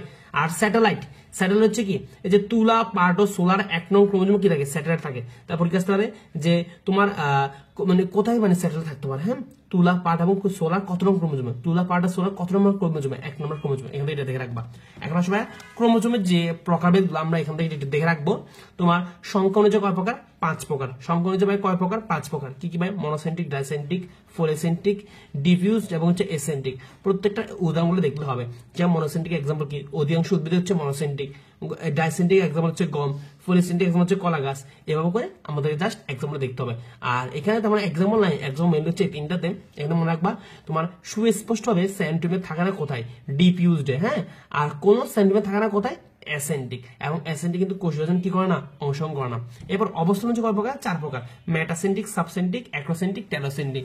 এখন এখান থেকে মনে রাখবা এই যে এখানে তোমার মেটাসেন্ট্রিক ক্রোমোজোমটা কিসের মতো? বিয়ের মতো। আর সাবে এর মতো, এক রোতে জে এর মতো, এবং 10 হচ্ছে কি আই এর মতো। এখান থেকে একটু দেখে রাখলে হবে। আর মনে রাখবা গঠন অনুযায়ী ক্রোমোজোম দুই প্রকার, একটা হচ্ছে অটোজোম, একটা হচ্ছে সেক্স ক্রোমোজোম। অটোজোম কয় জোড়া? 22 জোড়া। সেক্স ক্রোমোজোম কয় জোড়া? 1 জোড়া। এই সেক্স ক্রোমোজোম কিন্তু তোমার বর্ণাঢ্য বা হিমোফিলের বাহক, যাকে সেক্স লিঙ্কড ইনহেরিটেন্স বলা হয়। পরীক্ষা আসে যে অটোজোম কয় জোড়া বা সেক্স ক্রোমোজোম কয় জোড়া, অনেক সময় তারা জোড়া না দিয়ে সংখ্যা আকার দিয়ে রাখে, মানে সেক্স ক্রোমোজোম কয়টা, 2টা। এখন অনেকে 1 জোড়া পড়ে গেছে, ওখানে 1 দাঁড়ায় দেয়, সো ভুল করা যাবে না। জোড়া আকার দেওয়া আছে নাকি টি আকার দেওয়া আছে একটু মাথা মধ্যে রাখবা। এর পরবর্তীতে আসো, এই পরবর্তী হচ্ছে ক্রোমোজোমের রাসায়নিক গঠন। হ্যাঁ, চ্যাপ্টারগুলো একটু বড়, হ্যাঁ, তো একটু কষ্ট করে দেখো, ইনশাল্লাহ একটু যদি কষ্ট করতে পারো সফল হবা। একটু পড়াশোনা করতে হবে, এই কয়টা দিন যদি ভালোভাবে পড়াশোনা করো অবশ্যই সাকসেস হবা। হ্যাঁ, আসো ক্রোমোজোমের রাসায়নিক গঠন। ক্রোমোজোমের মধ্যে মেনলি দুইটা জিনিস থাকে, একটা হচ্ছে নিউক্লিয়াস, একটা হচ্ছে প্রোটিন। নিউক্লিয়াসের মধ্যে থাকে ডিএনএ আরএনএ, আমরা ডিএনএ আরএনএ নিয়ে একটু পরে পড়বো। আর প্রোটিনের মধ্যে কি থাকে? নির্ম আণবিক প্রোটিন, উচ্চ আণবিক প্রোটিন। এখান থেকে দেখে রাখবা যে নির্ম আণবিক প্রোটিনের এক্সাম্পল কি? হিস্টোন প্রোটিন আর প্রোটামিন। উচ্চ আণবিক প্রোটিন এক্সাম্পল কি? RNA polymerase, DNA polymerase. এখান থেকে এটা দেখে রাখতে হবে। আর মনে রাখবা ক্রোমোজোমের ডিএনএ এবং হিস্টোনের অনুপাত কত? 1:1। এটা দেখে রাখবা। আর এই যে বি ক্রোমোজোম, হ্যাঁ, এখানে তোমার বেশ কয়েকটা মনে রাখবা, এটা হচ্ছে ভুট্টো উলট চন্ডালে থাকে। আর উলট চন্ডাল হচ্ছে কি? গেটে পাথর উত্তম ওষুধ, মাথার মধ্যে রাখবা। আর এই যে বি ক্রোমোজোম, এটা হচ্ছে কি? ম্যান্ডেলের সূত্র অনুসরণ করে না, এরা অল্প জিন বহনকারী, এরা হচ্ছে কি? অকার্যকর বা নন ভাইটাল ক্রোমোজোম। ভাই এগুলো বই থেকে পড়তে গেলে একদম মাথা ঘুরে যাবে, এগুলো যতটা ইজি করে পড়ানো যায় ভাই পড়াচ্ছি, একটু ভাবে পড়তে হবে। সবচেয়ে ভাই মারাত্মক লেভেলের কোশ্চেন হচ্ছে ভাই এই জিনিসটা, খুব মারাত্মক লেভেলের কোশ্চেন। এখান থেকে পরীক্ষা আসে এবং প্যাস লাগে ফেলে। পরীক্ষাতে বলা হয় নিচে কোনটা ব্লু প্রিন্ট হিসেবে কাজ করে, বলতে হবে ক্রোমোজোম। আর যদি বলা হয় জীবনের ব্লু প্রিন্ট কোনটা, বলতে হবে জিন। যদি বলা হয় মাস্টার ব্লু প্রিন্ট কোনটা, জিনোম। যদি বলা হয় মাস্টার মলিকিউল ব্লু প্রিন্ট কোনটা, ডিএনএ বা নিউক্লিক অ্যাসিড। পরীক্ষা যদি তোমার দুইটাই থাকে, ডিএনএ দেখাবা, আর যদি যে কোনো একটা থাকে তাহলে ওইটা দেখাবা। শুধুমাত্র ব্লু প্রিন্ট বললে কিন্তু ক্রোমোজোম। আসলে ক্লিয়ার? এবার আমাদের যেটা পড়তে হবে সেটা হচ্ছে কি নিউক্লিক অ্যাসিড। হ্যাঁ, নিউক্লিক অ্যাসিড থেকে মেইনলি তোমার যেটা লাগবে ভাই, তোমাকে ওই জিনিসটা দেখাই দিই। নিউক্লিক অ্যাসিড থেকে মেইনলি লাগবে, একটু আসো নিউক্লিক অ্যাসিডের তোমার একটু আসো, তোমার মূল উপাদান কয়টা? 3টা। নাইট্রোজেন গঠিত ক্ষার বা বেস, ফসফরিক অ্যাসিড এবং পেন্টোজ সুগার। এই যে নাইট্রোজেন গঠিত ক্ষার বা বেস, এখানে হচ্ছে কি তোমার পিউরিন আর কি থাকে? পাইরিমিডিন থাকে। এই যে পিউরিন কি কি আছে? আমরা মনে রাখবো কি? হ্যাঁ, ফিউর আগা। হ্যাঁ, আমরা দুষ্টামি করে বলি না, মানে মনে রাখা সুবিধার্থে আর কি। হ্যাঁ, আমরা ফিউর আগা, হ্যাঁ, আমরা তোমার মলমূত্র আর কি, ফিউর আগা। হ্যাঁ, ফিউর আগা, হ্যাঁ, বাচ্চাদের আমরা বলি না বাচ্চাদের পায়খানা আর কি, ফিউর আগা। হ্যাঁ, বাচ্চাদের পায়খানা। হ্যাঁ, আমরা মনে রাখার জন্য, পরীক্ষায় পারার জন্য বা যা করতো আমরা সবে করবো। আসো ফিউর দিয়ে মনে রাখবো হচ্ছে কি? ফিউরিন। হ্যাঁ, তাহলে ফিউরিনে কি কি থাকে? আর এডিনিন থাকে এবং হচ্ছে কি? গুয়ানিন থাকে। আর ফাইরিমিনে কি দেখে থাকে? ফাইরিমিন মনে রাখবো হচ্ছে কি? ফাইরি টিসি ইউনিভার্সিটিতে পড়ে, অর্থাৎ ফাইরিমিডিনে কি থাকে? টিতে হচ্ছে কি? থাইমিন, সিতে হচ্ছে সাইটোসিন, ইউনিভার্সিটি হচ্ছে কি? ইউরাসিন। পরীক্ষা কি আসে যে ডিএনএ তে কোনটা থাকে না, আরএনএ তে কোনটা থাকে না। ঢাকায় ইউনিভার্সিটি নাই, ঢাকা যদি ঢাকা ইউনিভার্সিটি আছে আমরা বলবো কি? ঢাকায় কোনো ইউনিভার্সিটি নাই। ঢাকায় কোনো ইউনিভার্সিটি নাই। ফলাফাই মানে ঢাকা বিশ্ববিদ্যালয় পরীক্ষা দেয়, যখন বলা যায় কি মানে চান্স পায় না, তখন মন খারাপ বলো কি? ঢাকায় কোনো ইউনিভার্সিটি নাই, কারণ ও চান্স পায় না, ওর জন্য কোনো ইউনিভার্সিটি নাই, ওর জন্য কি কোনো ইউনিভার্সিটি নাই। তাহলে হচ্ছে কি? ডিএনএ কি থাকে? ডিএনএ ইউরাসিল থাকে না। আর এই যে রমনার থানা নাই, রমনা কি নাই? থানা নাই, তাহলে আরএনএ। রমনা হচ্ছে আরএনএ, থদ হচ্ছে কি? থাইমিন, তাহলে আরএনএ কি নাই? থাইমিন নাই। ওকে, এতটুকু জানলে না নিউক্লিক অ্যাসিড থেকে। ওকে, ক্লিয়ার? এরপর আসো আমরা পরবর্তী পড়বো। আমরা পরবর্তীতে হচ্ছে কি? এই যে অনেক পড়াকে আমরা ঘুষে ফেলতেছি, কত বুঝতে পারছো কিনা? আসো ডিএনএ ভাই, ডিএনএ হচ্ছে কি? বংশাবলী ধারণ। এখান থেকে কি কি লাগবে? এখান থেকে লাগবে হচ্ছে কি তোমার এই যে ক্রোমোজোমে, ডিএনএ হচ্ছে কি ক্রোমোজোমে থাকে কত পার্সেন্ট? 90%। এবং তোমাকে একটু জানতে হবে বেসিক মানে কিছু তথ্য, এগুলো তোমরা জাস্ট একটু দেখে রাখবা। এখান থেকে জাস্ট ডিএনএটা একটু রিডিং দিয়ে রাখলে এনাফ। ডিএনএ নিয়ে এত প্যাস নেই, ডিএনএটা একটু রিডিং দিয়ে রাখলে এনাফ এখান থেকে। এরপর ভাইয়া তোমার এখান থেকে জাস্ট ভাইয়া তোমার পরীক্ষার জন্য যেটা বেশি ইম্পর্টেন্ট, এগুলো পুরোটা একটু রিডিং দিয়ে রাখবা ভাই। তোমরা যারা ভাই ব্যাস আসো ভাই তোমাদেরকে দিয়ে দিব, আর যারা ভাই ব্যাসে ভর্তি হতে থাকছো ডেন্টাল ব্যাসটাতে, ভাই তোমাদেরকে একটু বিস্তারিত জানাবো কিভাবে ভর্তি বা কি আসবে সব বিস্তারিত জানাবো। এখান থেকে কয়েকটা মনে রাখবা যে তোমার এই যে হেলিক্সের ব্যাস কত, ডিএনএতে হেলিক্সের প্রতিটা প্যাচ বা ঘূর্ণন দূরত্ব কত। হ্যাঁ, এই জিনিসটা ইম্পর্টেন্ট। হেলিক্সের প্রতিটা প্যাচ বা ঘূর্ণন দূরত্ব কত, মনোনিউক্লিয়েটের দৈর্ঘ্য কত, মনোনিউক্লিয়েটের সংখ্যা কত, এবং এই যে তোমার হেলিক্সের প্রতিটা প্যাচের মধ্যে হাইড্রোজেন বন্ড থাকে কয়টা? 25টা। এগুলো একটু দিয়ে রাখবা। আর ডিএনএ গুরুত্বটা দিয়ে রাখতে পারো এবং কোনো ইম্পর্টেন্ট নাই। এবার হচ্ছে ভাই আরএনএ। আর আমাদের রাখবা সাইটোপ্লাজমে আরএনএ থাকে কত পার্সেন্ট 9%, নিউক্লিয়াস থাকে কত পার্সেন্ট 10%। আর আরএনএ সংখ্যা কত প্রকার 5 প্রকার, টিআরএনএ, এমআরএনএ, আরআরএনএ, জিআরএনএ, এমআরএনএ। হ্যাঁ, পরীক্ষা বা এগুলো যদি তুমি যদি বই দিতে পারো মাথা একদম এমএল হয়ে যাবে, এজন্য ভাই এভাবে গোছাই লিখে রাখছি। টিআরএনএ বা ট্রান্সফার আরএনএ, এখান থেকে বেশ কয়েকটা জিনিস। টিআরএনএ পরিমাণটা মানে এটা কতটুকু, এটা হচ্ছে 15%। হ্যাঁ, এটা হচ্ছে 31 থেকে 42 ধরনের। মেন লাগে হচ্ছে এখানে হচ্ছে অ্যান্টিকোডন থাকে। তাহলে অ্যান্টিকোডন কোথায় থাকে পরীক্ষা আসে টিআরএনএ, এখান থেকে এটা ইম্পর্টেন্ট। আর এমআরএনএ এখানে কি মনে রাখবা, এখানে হচ্ছে কি ট্রান্সক্রিপশন প্রসেসিং হয়। বুঝতে পারছো কিনা, এখানে এটা একটু মনে রাখবা, এটা একটু মনে রাখবা। এটা একটু মনে রাখবা। তাহলে ট্রান্সক্রিপশন ও কি হয়, প্রসেসিং হয়, এটা একটু মনে রাখবা। আর এখানে এই যে আরআরএনএ, তাহলে এখানে মনে রাখবা এই যে ট্রান্সক্রিপশন প্রসেসিং হচ্ছে কোথায়, নিউক্লিয়াসে, আর ট্রান্সলেশনটা কোথায় হচ্ছে সাইটোপ্লাজমে, এখান থেকে এটা জানতে হবে। আর আরআরএনএ বা রাইবোসোমাল আরএনএ এটা 80 থেকে 90%। এটা 80 থেকে 90%। মনে রাখবা এটা হচ্ছে সবচেয়ে বড়, কারণ এখানে দেখো পরিমাণটা কিন্তু সবচেয়ে বেশি। আর সর্বপক্ষে স্থায়ী, পরীক্ষা আসতে পারে নিচে কোনটা সর্বাপেক্ষে স্থায়ী বলতে হবে আরআরএনএ। আর এটা হচ্ছে কি প্রোটিন তৈরি করে বা সংশ্লেষ করে, এটা হচ্ছে রাখবা জিআরএনএ বা বংশগতি আরএনএ, এটা হচ্ছে কি বংশগতি বস্তু হিসেবে কাজ করে। ডিএনএ থাকে না। আর এমআই বা মাইনর আরএনএ, হ্যাঁ, এটা হচ্ছে কি এনজাইম হিসেবে কি করে কাজ করে, এনজাইমের কাঠামো দান করে। তাহলে এখান থেকে পরীক্ষা আসলে পারবা, আশা করি পারবা, অবশ্যই পারবা। এরপর আসো, আমাদের আর বেশিক্ষণ লাগবে না, এই অধ্যায় শেষ হয়ে যাবে। আমরা 4টা অধ্যায় একসাথে পড়াচ্ছি তো, এই জন্য একটু দেখো, একটু ধৈর্য ধরে দেখতে হবে। ডিএনএ রেপ্লিকেশন এবং হচ্ছে কি তোমার এই যে বা প্রতিলিপন, এটা তোমার কোন পর্যায়ে ঘটে, এস পর্যায়ে ঘটে। কয় প্রকার, 3 প্রকার, সংরক্ষণশীল, অর্ধ সংরক্ষণশীল এবং বিচ্ছুরণশীল। এখানে জাস্ট দেখে রাখবা, হালকা একটু রিডিং দিয়ে রাখবা এখান থেকে। আর এখানে তোমার কিছু এনজাইমের কাজ দেওয়া আছে, এনজাইমের কাজগুলো একটু দেখে রাখবা, ভাই তোমাদেরকে পিডিএফ দিয়ে দিব। এনজাইমের কাজগুলো দেখে রাখবা, যে টপোআইসোমারেজের কাজ কি, ডিএনএ হেলিকেজের কাজ কি, আরএনএ ডিএনএ পলিমারেজের কাজ কি, এভাবে প্রত্যেকটা এনজাইমের কাজ দেখে রাখবা, প্রত্যেকটা এনজাইমের কাজ দেখবে। যেমন ভাই পরীক্ষা কেউ কোশ্চেন আসতে পারে, বলতে পারে যে ওকাজাকি খন্ডকে যুক্ত করে কোনটা, লাইগেজ এনজাইম। আরএনএ প্রাইমারকে যুক্ত করে কোনটা, প্রাইমেজ এনজাইম। সুপার কয়েল তৈরি করে কোন এনজাইম, গাইরেজ এনজাইম। কথা বুঝতে পারছো? এখান থেকে তুমি দেখলে হবে। এবার ডিএনএ ট্রান্সক্রিপশন বা প্রতিলিপন, এখান থেকে মনে রাখবা এর ধাপ কয়টা, 3টা, সূচনা, বর্ধীকরণ, সমাপ্তিকরণ। হ্যাঁ, আর আদি কোষে প্রোমোটারের মূল বস্তুকে এবং প্রকৃত কোষে প্রোমোটারের মূল বস্তুকে, এর মনে রাখবা। আমরা রাখবো আদি কোষে প্রোমোটারের মূল বস্তু হচ্ছে টাটা দিনা, টাটা এট, আর এখানে শুধুমাত্র হচ্ছে কি টাটা। ওকে, আর মনে রাখবা 3টা প্রক্রিয়া শেষে প্রি এমআরএনএ চূড়ান্ত এমআরএনএ পরিণত। 3টা প্রক্রিয়া কি, টিএসসি। হ্যাঁ, এখানে মনে রাখবা তোমার এখানে হচ্ছে কি টেলিং, স্প্লাইসিং এবং হচ্ছে কি ক্যাপিং। আর রিভার্স ট্রান্সক্রিপশন বা প্রতিলিপন, এইচআইভি আর করোনা ভাইরাস শনাক্তকরণে কি রিভার্স ট্রান্সক্রিপশনটা কি দেখা যায়। তাহলে কোথায় একটা হচ্ছে এইচআইভি, একটা হচ্ছে কি করোনা ভাইরাস শনাক্তকরণে। আর এই যে ট্রান্সক্রিপশন এবং ট্রান্সলেশনের জন্য একটা বক্স আছে, এই বক্সটা একটু দেখে রাখবা এখান থেকে, এটা খুবই ইম্পর্টেন্ট। আর মনে রাখবো পরীক্ষা খুবই আসে যে আণবিক জীববিজ্ঞান বা বংশগতিবিদ্যার মৌলিক নীতি কোনটা, সেন্ট্রাল ডগমা। হ্যাঁ, সেন্ট্রাল ডগমা। ওকে, এবার আমাদের যে জিনিসটা লাগবে সেটা হচ্ছে আমাদের লাস্ট টপিক এই অধ্যায়, সেটা হচ্ছে জেনেটিক কোড বা কোডন। একটু আসো, এটা হচ্ছে কি 3 অক্ষ বিশিষ্ট, এটাকে ট্রিপলেট কোড বলা হয়, কারণ এখানে হচ্ছে 3টা সিকোয়েন্স অফ অ্যামিনো অ্যাসিড থাকে। আর জেনেটিক কোড কয়টা পরীক্ষা আসে, কোডন কয়টা, মোট 64। এর মধ্যে 61 হচ্ছে কি স্টার্ট বা শুরু কোডন, আর 3টা হচ্ছে কি স্টপ বা ননসেন্স কোডন। ভাই এই 3টা কোন আসে পরীক্ষা, বলে হচ্ছে কি নিচে কোনটা স্টপ কোডন নয়। তাহলে এই 3টা কোডন নাম একটু মনে রাখতে হবে। আর এখানে বেশ কিছু একদম বেসিক কথা দেওয়া আছে, এগুলো একটু জাস্ট রিডিং দিয়ে নিবা এখান থেকে, এটাই।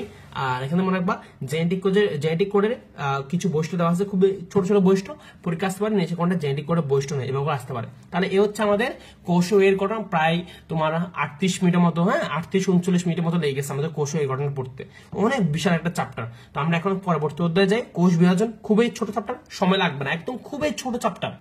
তাহলে এখন আমাদের যে হচ্ছে কোষ বিভাজন একদম ছোট একটা চ্যাপ্টার, বেশিক্ষণ লাগবে না, অল্প কিছুক্ষণ লাগবে। আমরা প্রথমে একটু ভাই তোমাকে বলি, এই চ্যাপ্টারে তোমার কোন জায়গা থেকে মেইনলি কোশ্চেনটা আসে।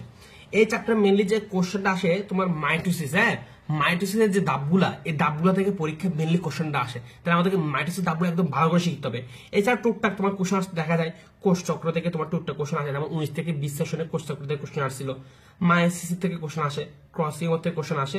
তবে হচ্ছে কি সবচেয়ে বেশি কোশ্চেন হচ্ছে মাইটোসিসের ধাপগুলো থেকে, মাইটোসিস ধাপগুলো একদম ভালো করে শিখতে হবে। তো চলো আমরা পড়ে ফেলি, একদম ছোট একটা চ্যাপ্টার, বেশিক্ষণ লাগবে না, একটু আসো, অল্প কিছুক্ষণ লাগবে। তবে কোষ বিভাজন, এই কোষ বিভাজন থেকে মেনলি আসো কি কি পড়বা এখান থেকে তোমাকে জানা লাগবে এই যে মাইটোসিসের নামকরণটা কি করেন ওয়াল্টার ফ্লেমিং হচ্ছে কি মাইটোসিসের নামকরণ করেন এবং প্রথম কোষ বিভাজন কে লক্ষ্য করেন সেটা হচ্ছে কি ওয়াল্টার ফ্লেমিং। কোথায় লক্ষ্য করেন সামুদ্রিক স্যালামান্ডার। হ্যাঁ, এটা সাইন্টিফিক নামটা একটু দেখে রাখবা।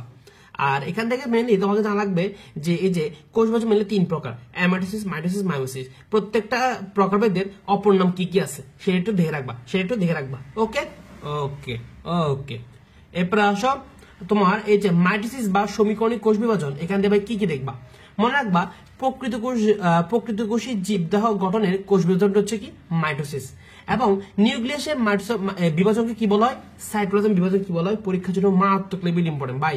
নিউক্লিয়াসের বিভাজনকে বলা হয় ক্যারিওকাইনেসিস সাইটোপ্লাজম বিভাজনকে বলা হয় সাইটোকাইনেসিস মিল আছে সাইটোপ্লাজম সাইটোকাইনেসিস। ওকে ওকে আর এখানে মনে রাখবা নিউক্লিয়াসের বিভাজন প্রথম দেখতে পান কে শ্লাইকার নাম কি দিছে ক্যারিওকাইনেসিস। আচ্ছা আর মাইটোসিস কোথায় কোথায় ঘটে একটু দেখে রাখো এই কয়েকটা জায়গায় মাইটোসিসটা ঘটে একটু দেখে রাখলে হবে। ওকে এরপর আমরা এই যে অ্যামাটোসিস মাইটোসিস তোমার মিওসিস এই তিনটা জিনিস বেশ কয়েকটা জিনিস মনে রাখবো। তোমার ক্রোমোজোম কবে বিভাজিত হয় অ্যামাটোসিসে মাইটোসিসে মিওসিসে একটু দেখে রাখবা। নিউক্লিয়াস কোথায় কবে বিভাজিত হয় অপত্য কোষ কোথায় কটা করে সৃষ্টি হচ্ছে যেমন অ্যামাটোসিস মাইটোসিস 2টা করে অপত্য কোষ সৃষ্টি হয় কিন্তু মিওসিসে 4টা করে সৃষ্টি হয়। এভাবে করে এই পার্থক্য একটু দেখে রাখবা ভাই তোমাদের মানে সুবিধার জন্য এভাবে লিখে রাখছিলাম কথা বুঝতে পারছো কিনা। এবার আসো কোষ বিভাজন মেনলি 3টা কাজ হয় সৃষ্টি বৃদ্ধি আর বিভাজন। হ্যাঁ সৃষ্টি বৃদ্ধি আর বিভাজন। আর তোমার এই যে কোষ চক্রের প্রস্তাবটা কে দিছে হাওয়ার্ড ও ফেল্ক। আর একজন প্রাপ্তবয়স্ক ব্যক্তিতে কয়টা কোষ থাকে একটু দেখে রাখবা পরীক্ষার জন্য খুব ইম্পর্টেন্ট। আর পরীক্ষা আসে যে নিচের কোনটি বিভাজিত হয় বা বিভক্ত হয় ভ্রূণকোষ মৌল কাণ্ড সৃষ্ট মেষ্টম কোষ এগুলো কি হয় বিভাজিত হয় আর কোনটা বিভাজিত বা বিভক্ত হয় না এই যে আরবিসি পেশি কোষ স্নায়ু কোষ তারপর হচ্ছে তোমার কি হৃদপেশি না এগুলো একটু দেখে রাখতে হবে স্থায়ী কোষ এগুলো একটু ভালো করে দেখে রাখতে হবে এগুলো হচ্ছে কি বিভাজিত বা বিভক্ত হয় না তাহলে কোনটা বিভাজিত হয় কোনটা বিভাজিত হয় একটু মনে রাখতে হবে একটু মনে রাখতে হবে। ওকে এরপর একটু মনে রাখবা যে বোন মেরুতে তোমার লোহিত রক্তকণিকার সংখ্যা বৃদ্ধির জন্য কিডনি কি তৈরি করে এরিথ্রোপয়েটিন তৈরি করে। আর এই যে কোষ চক্রর এই যে G1 দশার সময় কত তোমার তারপরে G2 দশার সময় কত S দশার সময় কত এটা মনে রাখবা। আর S দশা হচ্ছে কি ডিএনএ প্রতিলিপন তৈরি হয়। ওকে ওকে আমরা এরপর আসো এরপর আমরা কি কি পড়বো এই যে দশাগুলো নিয়ে একটু পড়ি। তোমার এই যে G1 দশা মানে এখানে হচ্ছে কি একটা প্রোটিন তৈরি নাম হচ্ছে কি সাইক্লিন। কি প্রোটিন ভাইয়া সাইক্লিন প্রোটিন তৈরি হয়। এটা হচ্ছে কি সিডিক এর সাথে কি করে যুক্ত হয় কম্বাইন্ড করে তারপর হচ্ছে কি পুরা প্রক্রিয়ার গতিকে ত্বরান্বিত বা নিয়ন্ত্রণ করে। তাহলে জীবন দশা কি তৈরি হয় সাইক্লিন নামক একটা প্রোটিন তৈরি এটা কার সাথে যুক্ত হয় সিডিক এর সাথে যুক্ত হয়। সিডিক এর কাজ কি ফসফোরাইলেশন প্রক্রিয়া নিয়ন্ত্রণ করা এতটুকু জানলে হবে। আর যে কোষটি আর বিভাজিত হবে না তা আমৃত্যু কোন ধাপে আবদ্ধ হয়ে যায় G1 এ। ওকে ওকে এস দশার মধ্যে মনে রাখবা এখানে ডিএনএ রেপ্লিকেশন কি হয় সম্পূর্ণ হয়। তাহলে ডিএনএ রেপ্লিকেশন কোথায় হয় এস দশা হয় এতটুকু জানলে এনাফ। আর G2 দশা এই G2 দশা প্রধান কাজ কি মাইক্রোটিউবুল গঠনকারী পদার্থগুলো কি করা তৈরি করা। ওকে এতটুকু জানতে হবে। আর এখানে তেমন কিছু নাই এখানে মনে রাখবা তোমার ম্যাচুরেশন প্রোটিন ফ্যাক্টর নামক একটা প্রোটিনের প্রয়োজন হয়। হ্যাঁ এখান থেকে জেনে রাখো। আর মনে রাখবা কোষ চক্রের নিয়ন্ত্রকটাকে খুব ইম্পর্টেন্ট দুটো জিনিস একটা হচ্ছে সাইক্লিন প্রোটিন একটা হচ্ছে সিডিকে এটা হচ্ছে কি কোষ চক্রটা কি করে নিয়ন্ত্রণ করে আমরা একটু আগে বলছিলাম। আর মানুষের কোষে কয় প্রকারের সাইক্লিন থাকে 4 প্রকার এটার মনে রাখবা। 4 প্রকার কি কি একটু মনে রাখবা।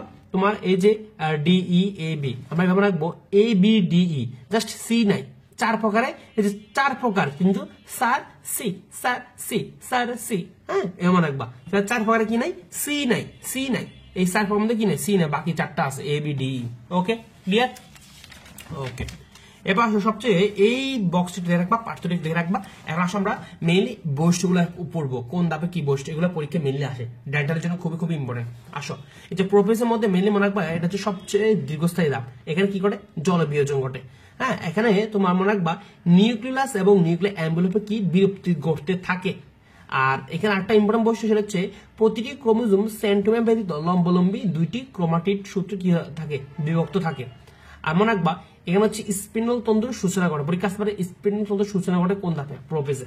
এরপর প্রোমেটাফেজ এখানে কি কি লাগবে এটা হচ্ছে স্বল্প স্থায়ী পর্যায় এখান থেকে মেনলি লাগবে হচ্ছে এখানে স্পিন্ডল যন্ত্রের সৃষ্টি হয়। এখানে মনে রাখবা নিউক্লিয়াস আর নিউক্লিয়ার এনভেলপ হচ্ছে কি বিলুপ্ত হতে থাকে এটা একটু মনে রাখবা এবং একসঙ্গে কি হয়েছে বিলুপ্ত হয়ে যায় তার মনে রাখবো এখানে কি হয়েছে এখানে হচ্ছে বিলুপ্তি ঘটতে থাকে এখানে বিলুপ্তি হয়ে গেছে, এখানে মনে রাখবা। আর এখানে সবচেয়ে ইম্পর্টেন্ট হচ্ছে ক্রোমোজোমের নৃত্য দেখা যায়, পরীক্ষা আসে ক্রোমোজোমের নৃত্য কোথায় দেখা যায়, পুরো মেটাফেজে দেখা যায়, এত জানলে না। এরপরে এবার সবাই মেটাফেজ, মেটাফেজ থেকে মেইনলি যেটা ইম্পর্টেন্ট সেখানে বেশ কয়েকটা জিনিস দেখা যায়, সেটা হচ্ছে মেটাকাইনেসিস দেখা যায়, কনডেনসেশন দেখা যায়, সুপার কয়েলিং দেখা যায়। আর এখানে একদম নিউক্লিয়ার অ্যাম্পেল বা নিউক্লিয়াসটা সম্পূর্ণ বিলুপ্তি ঘটে, তাই সম্পূর্ণ বিলুপ্ত হয় কোথায়, মেটাফেজে। এতটা জেনে রাখবা, এতটা জেনে রাখবা, ওকে। আর এই যে কনডেনসেশন মানে হচ্ছে কি, ক্রোমোজোমটা হচ্ছে এধাপে সবচেয়ে মোটার কাটো হয়, এটাকে বলে কনডেনসেশন, এতটা জানতে হবে। আর অ্যানাফেজ, অ্যানাফেজ মনে রাখবা ক্রোমোজোম গুলো হচ্ছে বিষুবীয় অঞ্চল থেকে মেরুমুখী হয়ে চলতে শুরু করে, এটা একটু জেনে রাখবা। আর এখানে ক্রোমোজোম গুলোকে বিভিন্ন মানে আকৃতি দেখায়, হ্যাঁ, আমরা মনে রাখি হচ্ছে কি বালজাই, বালজাই মতো থাকে, কি মতো বালজাই, বালজা দিয়ে মনে রাখবো হচ্ছে বি এল বাল এবং যাই জে আই যাই, বালজাই। ক্রোমোজোম কি সময় থাকে, বালজা মতো থাকে, বালজা দিয়ে কি মনে রাখবো, এই যে আমরা এবার মনে রাখবো মেটা সাব অ্যাক্রোটেলো, মেটা সাব অ্যাক্রোটেলো, এই যে বালজাই, এই সিলটা মনে রাখবো, এই সিলটা মনে রাখবো, তাহলে মনে রাখবো এই বালজাই, বিটা হচ্ছে কি মেটা, এল হচ্ছে কি সাব, এই যে বালজাই মেটা সাব অ্যাক্রোটেলো, এভাবে সিলটা মনে রাখলে জিনিসটা ইজি হবে, কথা বুঝতে পারছো কিনা, ওকে, কেন এটা জানলে হবে। আর এই যে সাইটোকাইনেসিস, এখান থেকে কি জানবা, এখান থেকে মনে রাখবা টেলোফেজ পর্যায়ে শেষের দিকে কিন্তু কি হয়, সাইটোকাইনেসিস শুরু হয়, তাহলে সাইটোকাইনেসিস কখন শুরু হয়, টেলোফেজের শেষের দিকে। আর এখানে মনে রাখবা প্রোটিন, অ্যাক্টিন এবং মায়োসিন কোষ ঝিল্লির খাস সৃষ্টিতে সহায়তা করে, তাহলে কোষ ঝিল্লির খাস সৃষ্টিতে কে সহায়তা করে, এটা অবশ্যই জেনে রাখা লাগবে, অবশ্যই কি করা লাগবে, জেনে রাখা লাগবে, অবশ্যই জেনে রাখা লাগবে, হ্যাঁ, অবশ্যই জেনে, খুবই ইম্পর্টেন্ট এই জিনিসটা, ওকে। এরপর আমাদের জানতে হবে যে মুক্ত নিউক্লিয়ার বিভাজন বা ফ্রি নিউক্লিয়ার ডিভিশনের এক্সাম্পল কোনটা, ডাবে পানি, পরীক্ষার জন্য খুবই ইম্পর্টেন্ট, খুবই ইম্পর্টেন্ট, কথা বুঝতে পারছো কিনা। এরপর আসো, এরপর আমরা এই যে ক্রোমোজোমের যে গুরুত্ব বা তার তাৎপর্য জাস্ট একটু পয়েন্টগুলো রিডিং দিয়ে রাখবা, এখান থেকে আহামরি আর কিছু নাই। এরপর তোমার অনিয়ন্ত্রিত মাইটোসিস, এখান থেকে কি রাখবা, এখান থেকে মেইনলি যেটা লাগে সেটা হচ্ছে মনে রাখবা এটা কারণ হচ্ছে টিউমার ক্যান্সারটা সৃষ্টি হয়, আর এখানে হচ্ছে একটা প্রোটিন কাজ করে, হ্যাঁ, সেটা হচ্ছে P53, এই প্রোটিনটা খুবই ইম্পর্টেন্ট জিনিস। আর দুইটা উপায়ে কোষের মৃত্যু ঘটে, কি কি, একটা হচ্ছে নেক্রোসিস, একটা হচ্ছে কি অ্যাপোপ্টোসিস। নেক্রোসিস মানে কি, পুষ্টির অভাবে, যখন পুষ্টির অভাবে অথবা বিষাক্ত দ্রব্যের কারণে যখন তোমার কোষের মৃত্যু হয় তখন সেটা বলে নেক্রোসিস। আর তোমার অ্যাপোপ্টোসিস মানে কি, অ্যাপোপ্টোসিস মানে হচ্ছে কি, অ্যাপোপ্টোসিস হচ্ছে কি কোষের জেনেটিক্যালি নিয়ন্ত্রিত মৃত্যু, তাহলে কোষের জেনেটিক্যালি নিয়ন্ত্রিত মৃত্যুকে কি বলা হয়, অ্যাপোপ্টোসিস, এখানে এতটা জানলে হবে। এই যে মায়োসিস কোথায় ঘটে, মনে রাখবা হ্যাপ্লয়েড জীবের জাইগোটে, ডিপ্লয়েড জীবের জন্মমাত্র কোষে, এখান থেকে এটা জানলে এনাফ। আর এখান থেকে কি জানা লাগবে, একটু আসো, এখান থেকে যেটা জানা লাগবে, এই যে তোমার একটু আসো, এই যে প্রোপেজ দেখে বিভিন্ন ধাপ আছে, এই ধাপগুলো সম্পর্কে একটু জানা লাগবে। এই যে ল্যাপটোটিন, হ্যাঁ, ল্যাপটোটিন হচ্ছে ক্রোমোজোম গুলো হচ্ছে ফুলের তোলার মতো দেখায়, হ্যাঁ, এটাকে অনেক সময় বলা হয় কি বুকে বলা হয়, আবার এখানে পোলারাইজড বিন্যাস ঘটে। এই যে জাইগোটিন, জাইগোটিন হচ্ছে সিনাপসিস এবং ভাইব্রেন্ট দেখা যায়, সিনাপসিস কাকে বলে, ভাইব্রেন্ট কাকে বলে, এটা একটু দেখে রাখবা। এরপর হচ্ছে ফ্যাকেটিন, ফ্যাকেটিনে বেশ কয়েকটা জিনিস দেখা যায়, সেটা হচ্ছে কি টেট্রাড, সিস্টার ক্রোমাটিড, নন সিস্টার ক্রোমাটিড, এগুলো দেখা যায়। তারপর হচ্ছে কি কাইজমা দেখা যায়, ক্রসিং ওভার দেখা যায়, পরীক্ষা আসে যে নিচে কোথায় কাইজমা দেখা যায়, কোনটিতে ক্রসিং ওভার দেখা যায়, কোনটিতে সিস্টার ক্রোমাটিড, নন সিস্টার ক্রোমাটিড দেখা যায়, সবকিছু হচ্ছে ফ্যাকেটিন। এবার হচ্ছে ডিপ্রোটিন, ডিপ্রোটিন হচ্ছে কি লুপের সৃষ্টি হয় বা ফাঁসের সৃষ্টি হয়, মনে রাখবা, এখানে প্রান্তিকরণ দেখা যায়, কখন 90 কখন 180, এই জিনিসটা একটু দেখে রাখবা। আর ডায়াগনোসিস পরীক্ষা আসে না, লেস ইম্পর্টেন্ট, পরীক্ষা আসে না, এখান থেকে আর তেমন কিছু নাই। আর এখানে মনে রাখবা ইন্ট্রাকাইনেসিসটা কাকে বলে, এখানে কি কি তৈরি হয় আর কি ডিএনএ প্রতিরূপটি সৃষ্টি হয়, এই জিনিসটা মনে রাখলে এনাফ, কথা ক্লিয়ার। আর মায়োসিস গুরুত্ব থেকে জাস্ট হচ্ছে হেডলাইনটা একটু রিডিং দিয়ে রাখবা, এখানে আর আহামরি কিছু নেই। আর ক্রসিং ওভার থেকে এই সংখ্যার থেকে বেশ কয়েকটা জিনিস ইম্পর্টেন্ট, সেটা হচ্ছে ক্রসিং ওভারটা মূলত ফ্যাকেটিন ধাপে ঘটে, দুইটা নন সিস্টার ক্রোমাটিডের মধ্যে হয়ে থাকে, এটাই। আর থমাস হান্ট মর্গান বুট্টো উদ্ভিদে সর্বপ্রথম ক্রসিং ওভার সম্পর্কে ধারণা দেন, তাহলে ক্রসিং ওভার সম্পর্কে সর্বপ্রথম কে ধারণা দেন, থমাস হান্ট মর্গান, কোন উদ্ভিদে, বুট্টো উদ্ভিদে। আর মনে রাখবা এই নন সিস্টার ক্রোমাটিড ভেঙে যায়, হ্যাঁ, ভেঙে যায় তোমার কোন এনজাইমের কারণে, জোড়া লাগে কোন এনজাইমের কারণে, ভেঙে যায় হচ্ছে এন্ডোনিউক্লিয়াস এনজাইমের কারণে, জোড়া লাগে হচ্ছে লাইগেজ এনজাইমের কারণে, পরীক্ষা প্রায় সময় আসে। আর এই যে ক্রসিং ওভারের যে গুরুত্বটা, এই গুরুত্ব একটু দেখে রাখবা, একটু টুকটাক দেখে রাখবা, এখানে জাস্ট একটু রিং দিয়ে রাখবে, না আমার আর কিছু নাই, আমাদের খুঁজবে শেষ, ছোট একটা অধ্যায়, এখানে আমার আর কিছু নাই, আমার কিছু নাই। আচ্ছা ভাই, তোমার হচ্ছে আমাদের এই যে ডেন্টাল ব্যাচটা সম্পর্কে একটু তোমাকে বিস্তারিত জানা রাখি, একটু আসো আমাদের ডেন্টাল ব্যাচ সম্পর্কে একটু বিস্তারিত তোমাকে বলি। আমাদের এই ব্যাচটা আসলে আমরা কি কি দিচ্ছি, আমাদের ক্লাসগুলো তো তোমরা দেখছো, আমরা হচ্ছে ক্লাসগুলো কিভাবে করাচ্ছি, আমরা হচ্ছে আমাদের ডেন্টাল ব্যাচে এভাবে হচ্ছে প্রত্যেকটা চ্যাপ্টার একদম মেন বই ধরে ক্লাস করাবো, হ্যাঁ, কি আসবে না আসবে সবকিছু বলে দিচ্ছি এবং একসাথে সাজেশন দিয়ে দিচ্ছি, কত পড়তে হবে না পড়তে হবে সবকিছু দিচ্ছি। অবশ্যই ক্লাস শেষে হচ্ছে আমরা এগুলো পিডিএফে দিয়ে দিব। হ্যাঁ, আবার জিকে ইংলিশে কিন্তু তোমার একদম জিনিসটা হচ্ছে গুছিয়ে দিব। জিকে ইংলিশ নিয়ে তো আহামরি টেনশন করতে হবে না। তারপর হচ্ছে কি তোমার আমাদের এই ব্যাচটার মধ্যে হচ্ছে কি তোমার একদম প্রিমিয়াম গাইডলাইন সেশনও থাকবে। কথা বুঝতে পারছো না? প্রিমিয়াম গাইডলাইন সেশন থাকবে, আর যে কোনো সময় সহজ বাইকে নক করতে পারবা। কথা বুঝতে পারছো? এরপর হচ্ছে অনুশীলনী স্পেশাল এক্সাম, অর্থাৎ আমাদের এখানে অনুশীলনী স্পেশাল এক্সামও থাকবে, অধ্যাভিত্তিক এক্সাম থাকবে, ফাইনাল মডেল টেস্ট থাকবে, কিউএনএ সার্ভিস থাকবে। যখন যেটা সমস্যা সেটা সলভ করে দেওয়া হবে এবং সেটা বাইরে নিজে সলভ করে দিব। অর্থাৎ সায়েন্স না পেয়ে যাবা কোথায়? সায়েন্স তোমাকে পেতে হবে। আমাদের এই কোর্স ফি কত? কোর্স ফি হচ্ছে মাত্র 1020 টাকা। কোর্সে গিয়ে পড়তে হবে।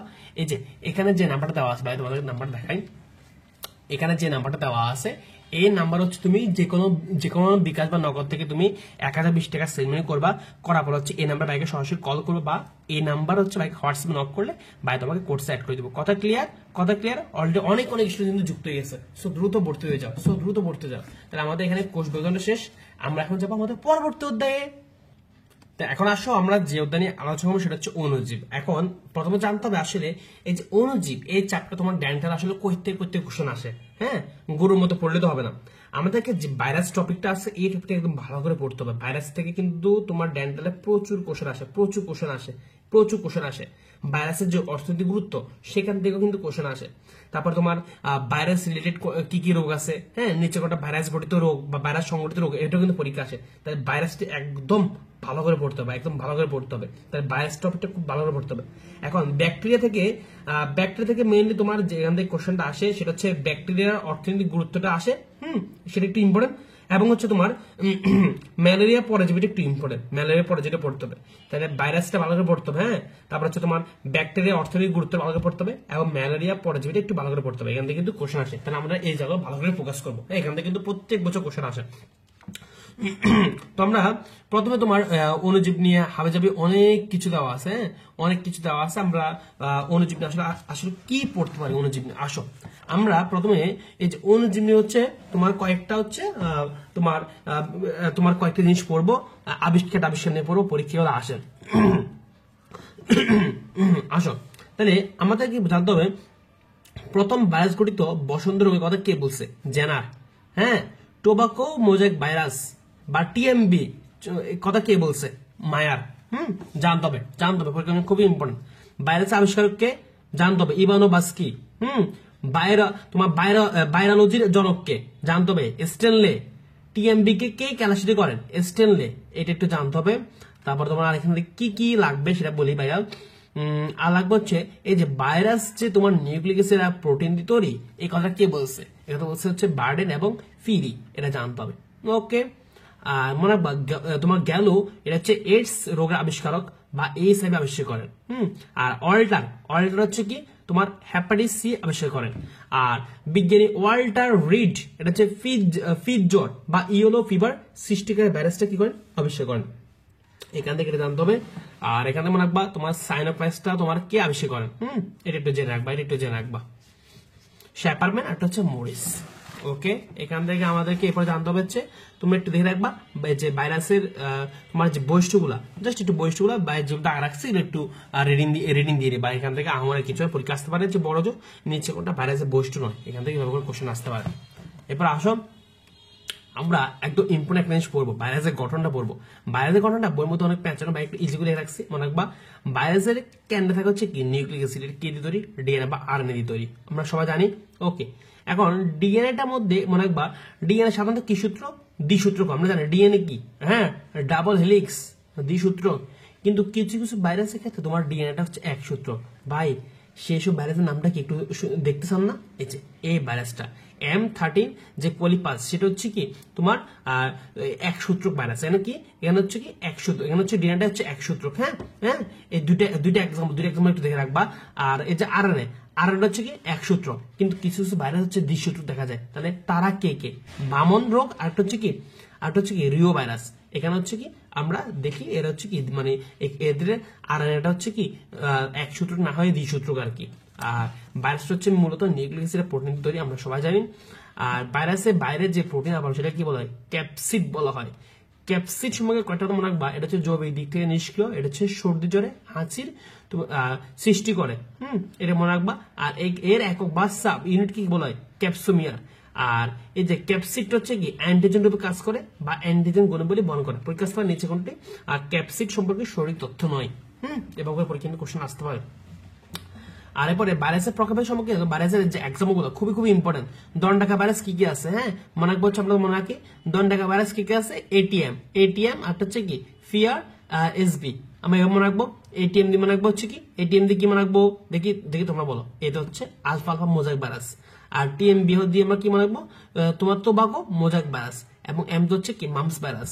এই বইয়ের মধ্যে তিনটা আছে তোমার, এই দিনে মনে রাখতে হবে। আটটা মনে রাখতে হচ্ছে কি ফিআরএসবি। হ্যাঁ এটা লাগবে না, জাস্ট এটা মনে রাখবো এটিএম। হ্যাঁ এটিএম আমরা সহজে এটিএম বুথ থেকে আমরা কি টাকা তুলি, আমরা এটিএম দিয়ে মনে রাখবো, তিনটা মনে রাখলে হবে। আর গোলাকা ভাইরাস কি আছে, ডিপিটি একটা হচ্ছে এসআইভি। ডিতে হচ্ছে কি ভাই বলতো ডেঙ্গু ভাইরাস, পিতে হচ্ছে পোলিও ভাইরাস, এবং তোমার টিতে হচ্ছে কি টিএবি, একটা হচ্ছে কি এসআইভি। এত জানলে হবে। আর গণক্ষেত্রকার বা বহুভুজাকার বা পাউরুটিকার কি কি আছে, হাবা গণ পাউরুটি ভূত খায়। মানে একটা পাউরুটি আছে নাম হচ্ছে কি, হ্যাঁ গণ পাউরুটি। তোমার বান্ধব হচ্ছে কি হাবা গণ পাউরুটি ভূত খায় একটা, মানে খাইতে বসলে একসাথে পুরো প্যাকেট সব খাইবে। আমরা মনে রাখবো তাহলে হাবা গণ পাউরুটি বহুত খায়। তাহলে গণ হচ্ছে কি গণক্ষেত্রকার। হ্যাঁ তাহলে আমরা গণক্ষেত্রকার বা কে আছে, তোমার কে আছে বা পাউরুটি আকারের মধ্যে কে আছে, হাবা। হ্যাঁ হাবা দিয়ে মনে রাখবো হাত হচ্ছে হার্বিস এবং বধ হচ্ছে ভ্যাকসিনিয়া। আর গণ হচ্ছে গণক্ষেত্রাকার, পাউরুটি আকার, বহুত হচ্ছে বহুভুজাকার। Okay clear. ওকে ব্যাঙ্গাসিকার কি কি আছে, T2 T4 T6 হচ্ছে ব্যাঙ্গাসিকার। আর সিরিন্ডিকা মনে রাখবো হচ্ছে ইবোলা ভাইরাস, একটা হচ্ছে মোটরিস্টিক ভাইরাস। আর ডিম ভাইরাস হচ্ছে কি ইনফ্লুয়েঞ্জা ভাইরাস। হ্যাঁ এটা মনে রাখবো, এখান থেকে জানলে হবে।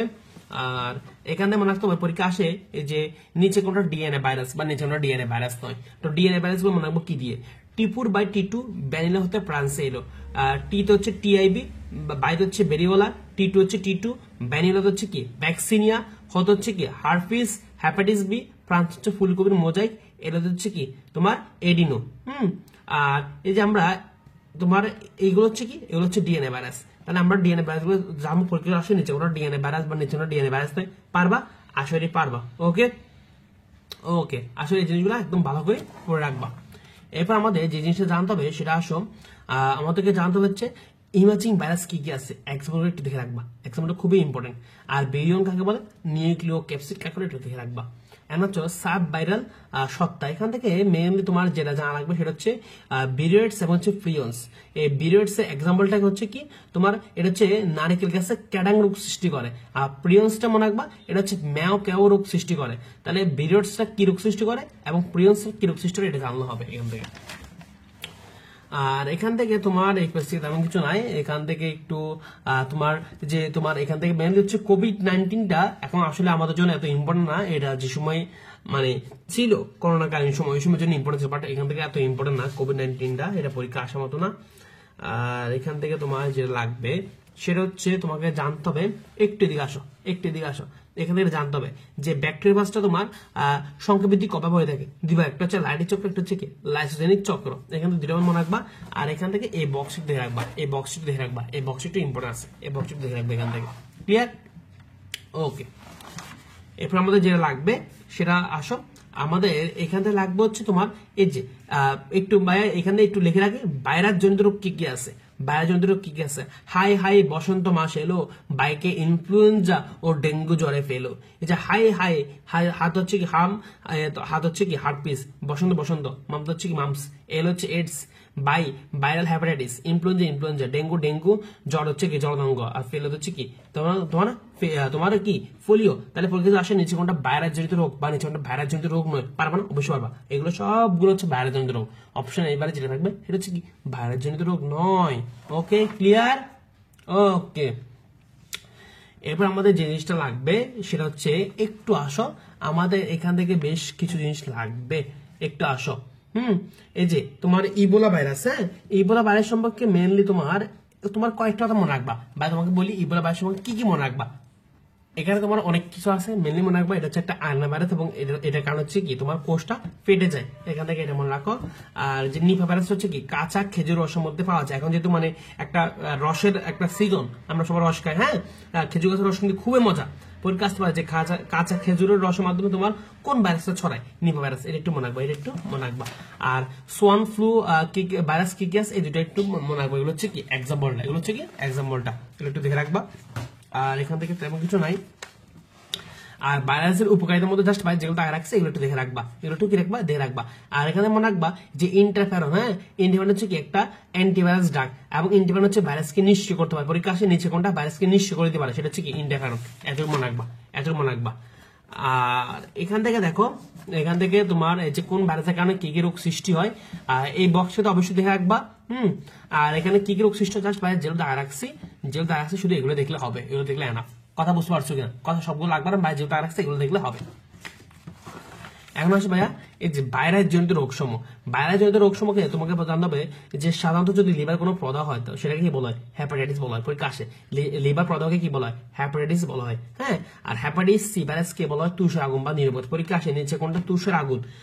পরীক্ষা অপশন দেওয়া থাকে হ্যাপাটাইটিস বি, হ্যাপাটাইটিস সি। প্রথম অপশনে হ্যাপাটাইটিস বি থাকলে হ্যাপাটাইটিস বিটা দেখা দেয়, ভুল ওই কাজটা করা যাবে না, সেটা হচ্ছে কি হ্যাপাটাইটিস সি। কথা ক্লিয়ার নাকি? কথা ক্লিয়ার? ওকে। আর এখানে দেখে রাখবা হ্যাপাটাইটিস বি নির্ণয়ের জন্য হচ্ছে কি রক্তে এইচআইভি সারফেস অ্যান্টিজেন কি করা হয়? পরীক্ষা করা হয়। এটা একটু দেখে রাখবা, এটা একটু দেখে রাখবা। এখান থেকে আর তেমন কিছু নাই, এখান থেকে যেগুলো খুব ইম্পর্টেন্ট ছিল এগুলো দেখা দিছি। আর এখান থেকে তোমার এবার আসো তোমার এখান থেকে এটা একটু দেখে রাখবা যে ডক্টর মাকসুদ আলম এটা হচ্ছে কি পেপের জিন রহস্য উন্মোচন করেছেন। অ্যাকচুয়ালি তোমার এই যে তুষার পাটের তোমার কি করছে জিন রহস্য উন্মোচন করছেন, তাহলে এটা মনে রাখবা ডক্টর মাকসুদ আলম, হ্যাঁ বাংলাদেশি বিজ্ঞানী, হ্যাঁ খুবই একদম ট্যালেন্টেড একজন পার্সন, খুবই ট্যালেন্টেড একজন পার্সন। আসলে ব্যাকটেরিয়া কি পড়বা? ব্যাকটেরিয়াতে পড়বা এই যে ব্যাকটেরিয়ার সর্বপ্রথম দেখেন কে? Leeuwen hook. নামকরণ কে করেন? এরেনবার্গ। তোমার ব্যাকটেরিয়া তত্ত্ব দেন বা ব্যাকটেরিয়া জার্ম থিওরি দেন কে? Louis Pasteur. এখান থেকে এত জানলে হবে, এখান থেকে এই জিনিসগুলো খুবই খুবই ইম্পর্টেন্ট। এবং ব্যাকটেরিয়া সম্পর্কে কয়েকটা তোমার বস্তু দেওয়া আছে, এগুলো বাইরে পিডিএফ দিয়ে দিবে, এখান থেকে জাস্ট একটু রিডিং দিয়ে নিবা এখান থেকে। ওকে, এরপরে ব্যাকটেরিয়া বৈশিষ্ট্যগুলোর মধ্যে জাস্ট বা যেটা রাখছে এটাই দেখবা। পরীক্ষা আসতে পারে যে নিচে কোনটা ব্যাকটেরিয়া বৈশিষ্ট্য বা ব্যাকটেরিয়া বৈশিষ্ট্য নয়, এখানে জাস্ট সবগুলো লাগবে না।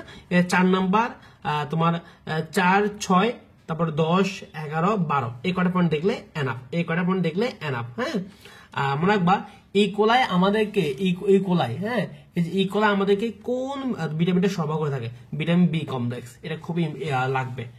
আর ব্যাকটেরিয়া শ্রেণীবিভাগ নিয়ে আসলে এত মাথা কামানোর দরকার নাই। ব্যাকটেরিয়া শ্রেণীবিভাগের এক্সাম্পল গুলা তোমার অনেক প্যাচ সৃষ্টি করে, এটা নিয়ে মাথা কামানোর দরকার নাই। যাতে মনে থাকে দেখবা। আর মেনলি কোনগুলো দেখতে পাই সেটা একটু বলে রাখি, একটু আসো। এই যে স্ট্রেপ্টোকক্কাস এক্সাম্পল দেখে রাখবা। তারপর হচ্ছে তোমার স্টাফাইলোকক্কাস এক্সাম্পল দেখে রাখবা। এবং এটা হচ্ছে কিছু মতো আঙুল থোকার মতো। ব্যাসিলাস কিছু মতো ধর ডাকতে বা যেটা বলছে এটা দেখে রাখবা। তার ব্যাসিলাস এক্সাম্পল দেখে রাখবা। কম আকৃতি কি আছে দেখে রাখবা। তারপর হচ্ছে তোমার বহুরূপী কি আছে এটা দেখে রাখবা। এখান থেকে এই জিনিসগুলো খুবই ইম্পর্টেন্ট, খুবই ইম্পর্টেন্ট, খুবই খুবই ইম্পর্টেন্ট। কথা বুঝতে পারছো কিনা? কথা বুঝতে পারছো কিনা? গ্রাম পজিটিভ ব্যাকটেরিয়ার রংটা কিরকম? ভায়োলেট রং। গ্রাম নেগেটিভ ব্যাকটেরিয়ার রংটা কিরকম? সেটা হচ্ছে লাল রং। এটা একটু দেখে রাখবা। এটা দেখে রাখবা। আর গ্রাম পজিটিভ ব্যাকটেরিয়া কি কি আছে? হ্যাঁ, এই তোমার এই জিনিসগুলো, হ্যাঁ ল্যাকটিসিড ব্যাকটেরিয়া, তারপর হচ্ছে তোমার ক্লোস্ট্রিডিয়াম, স্ট্রেপ্টোকক্কাস, স্টাফাইলোকক্কাস, তারপর হচ্ছে অ্যাক্টিন ব্যাকটেরিয়া, এগুলো হচ্ছে গ্রাম পজিটিভ। পরীক্ষা আসে নিচে কোনটা? Gram positive bacteria. আচ্ছা, যদি গ্রাম পজিটিভ ব্যাকটেরিয়া তুমি পারো তো পরীক্ষা আসে নিচে কোনটা? গ্রাম নেগেটিভ ব্যাকটেরিয়া পারবা না? তাহলে অপশনে তোমার দেখবা কোনটা হচ্ছে গ্রাম পজিটিভ ব্যাকটেরিয়া, ওইটা বাদে যেটা থাকবে সেটা হচ্ছে কি গ্রাম নেগেটিভ ব্যাকটেরিয়া। তারপর আসতে পারে নিচে কোনটা? গ্রাম পজিটিভ ব্যাকটেরিয়া, নিচে কোনটা? Gram negative bacteria. এটা একটু দেখে রাখতে হবে, এগুলো কি করতে হবে? দেখে রাখতে হবে, এগুলো একটু দেখে রাখতে হবে। ওকে, আচ্ছা এবং এই যে ব্যাকটেরিয়ার কোষ প্রাচীরের প্রধান উপাদানটা কি? মিউরিন বা ব্যাকটেরিওগ্লাইকান। এটা পরীক্ষা আসতে পারে যে ব্যাকটেরিয়ার কোষ প্রাচীরের প্রধান উপাদানটা কোনটা। আর এই যে ক্ষুদ্রতম ব্যাকটেরিয়া কোনটা? মাইক্রোপ্লাজমা। আমরা সবাই জানি ক্ষুদ্র ব্যাকটেরিয়া কোনটা? মাইক্রোপ্লাজমা। আর প্রতিকূল অবস্থায় ব্যাকটেরিয়াকে রক্ষা করে কোনটা?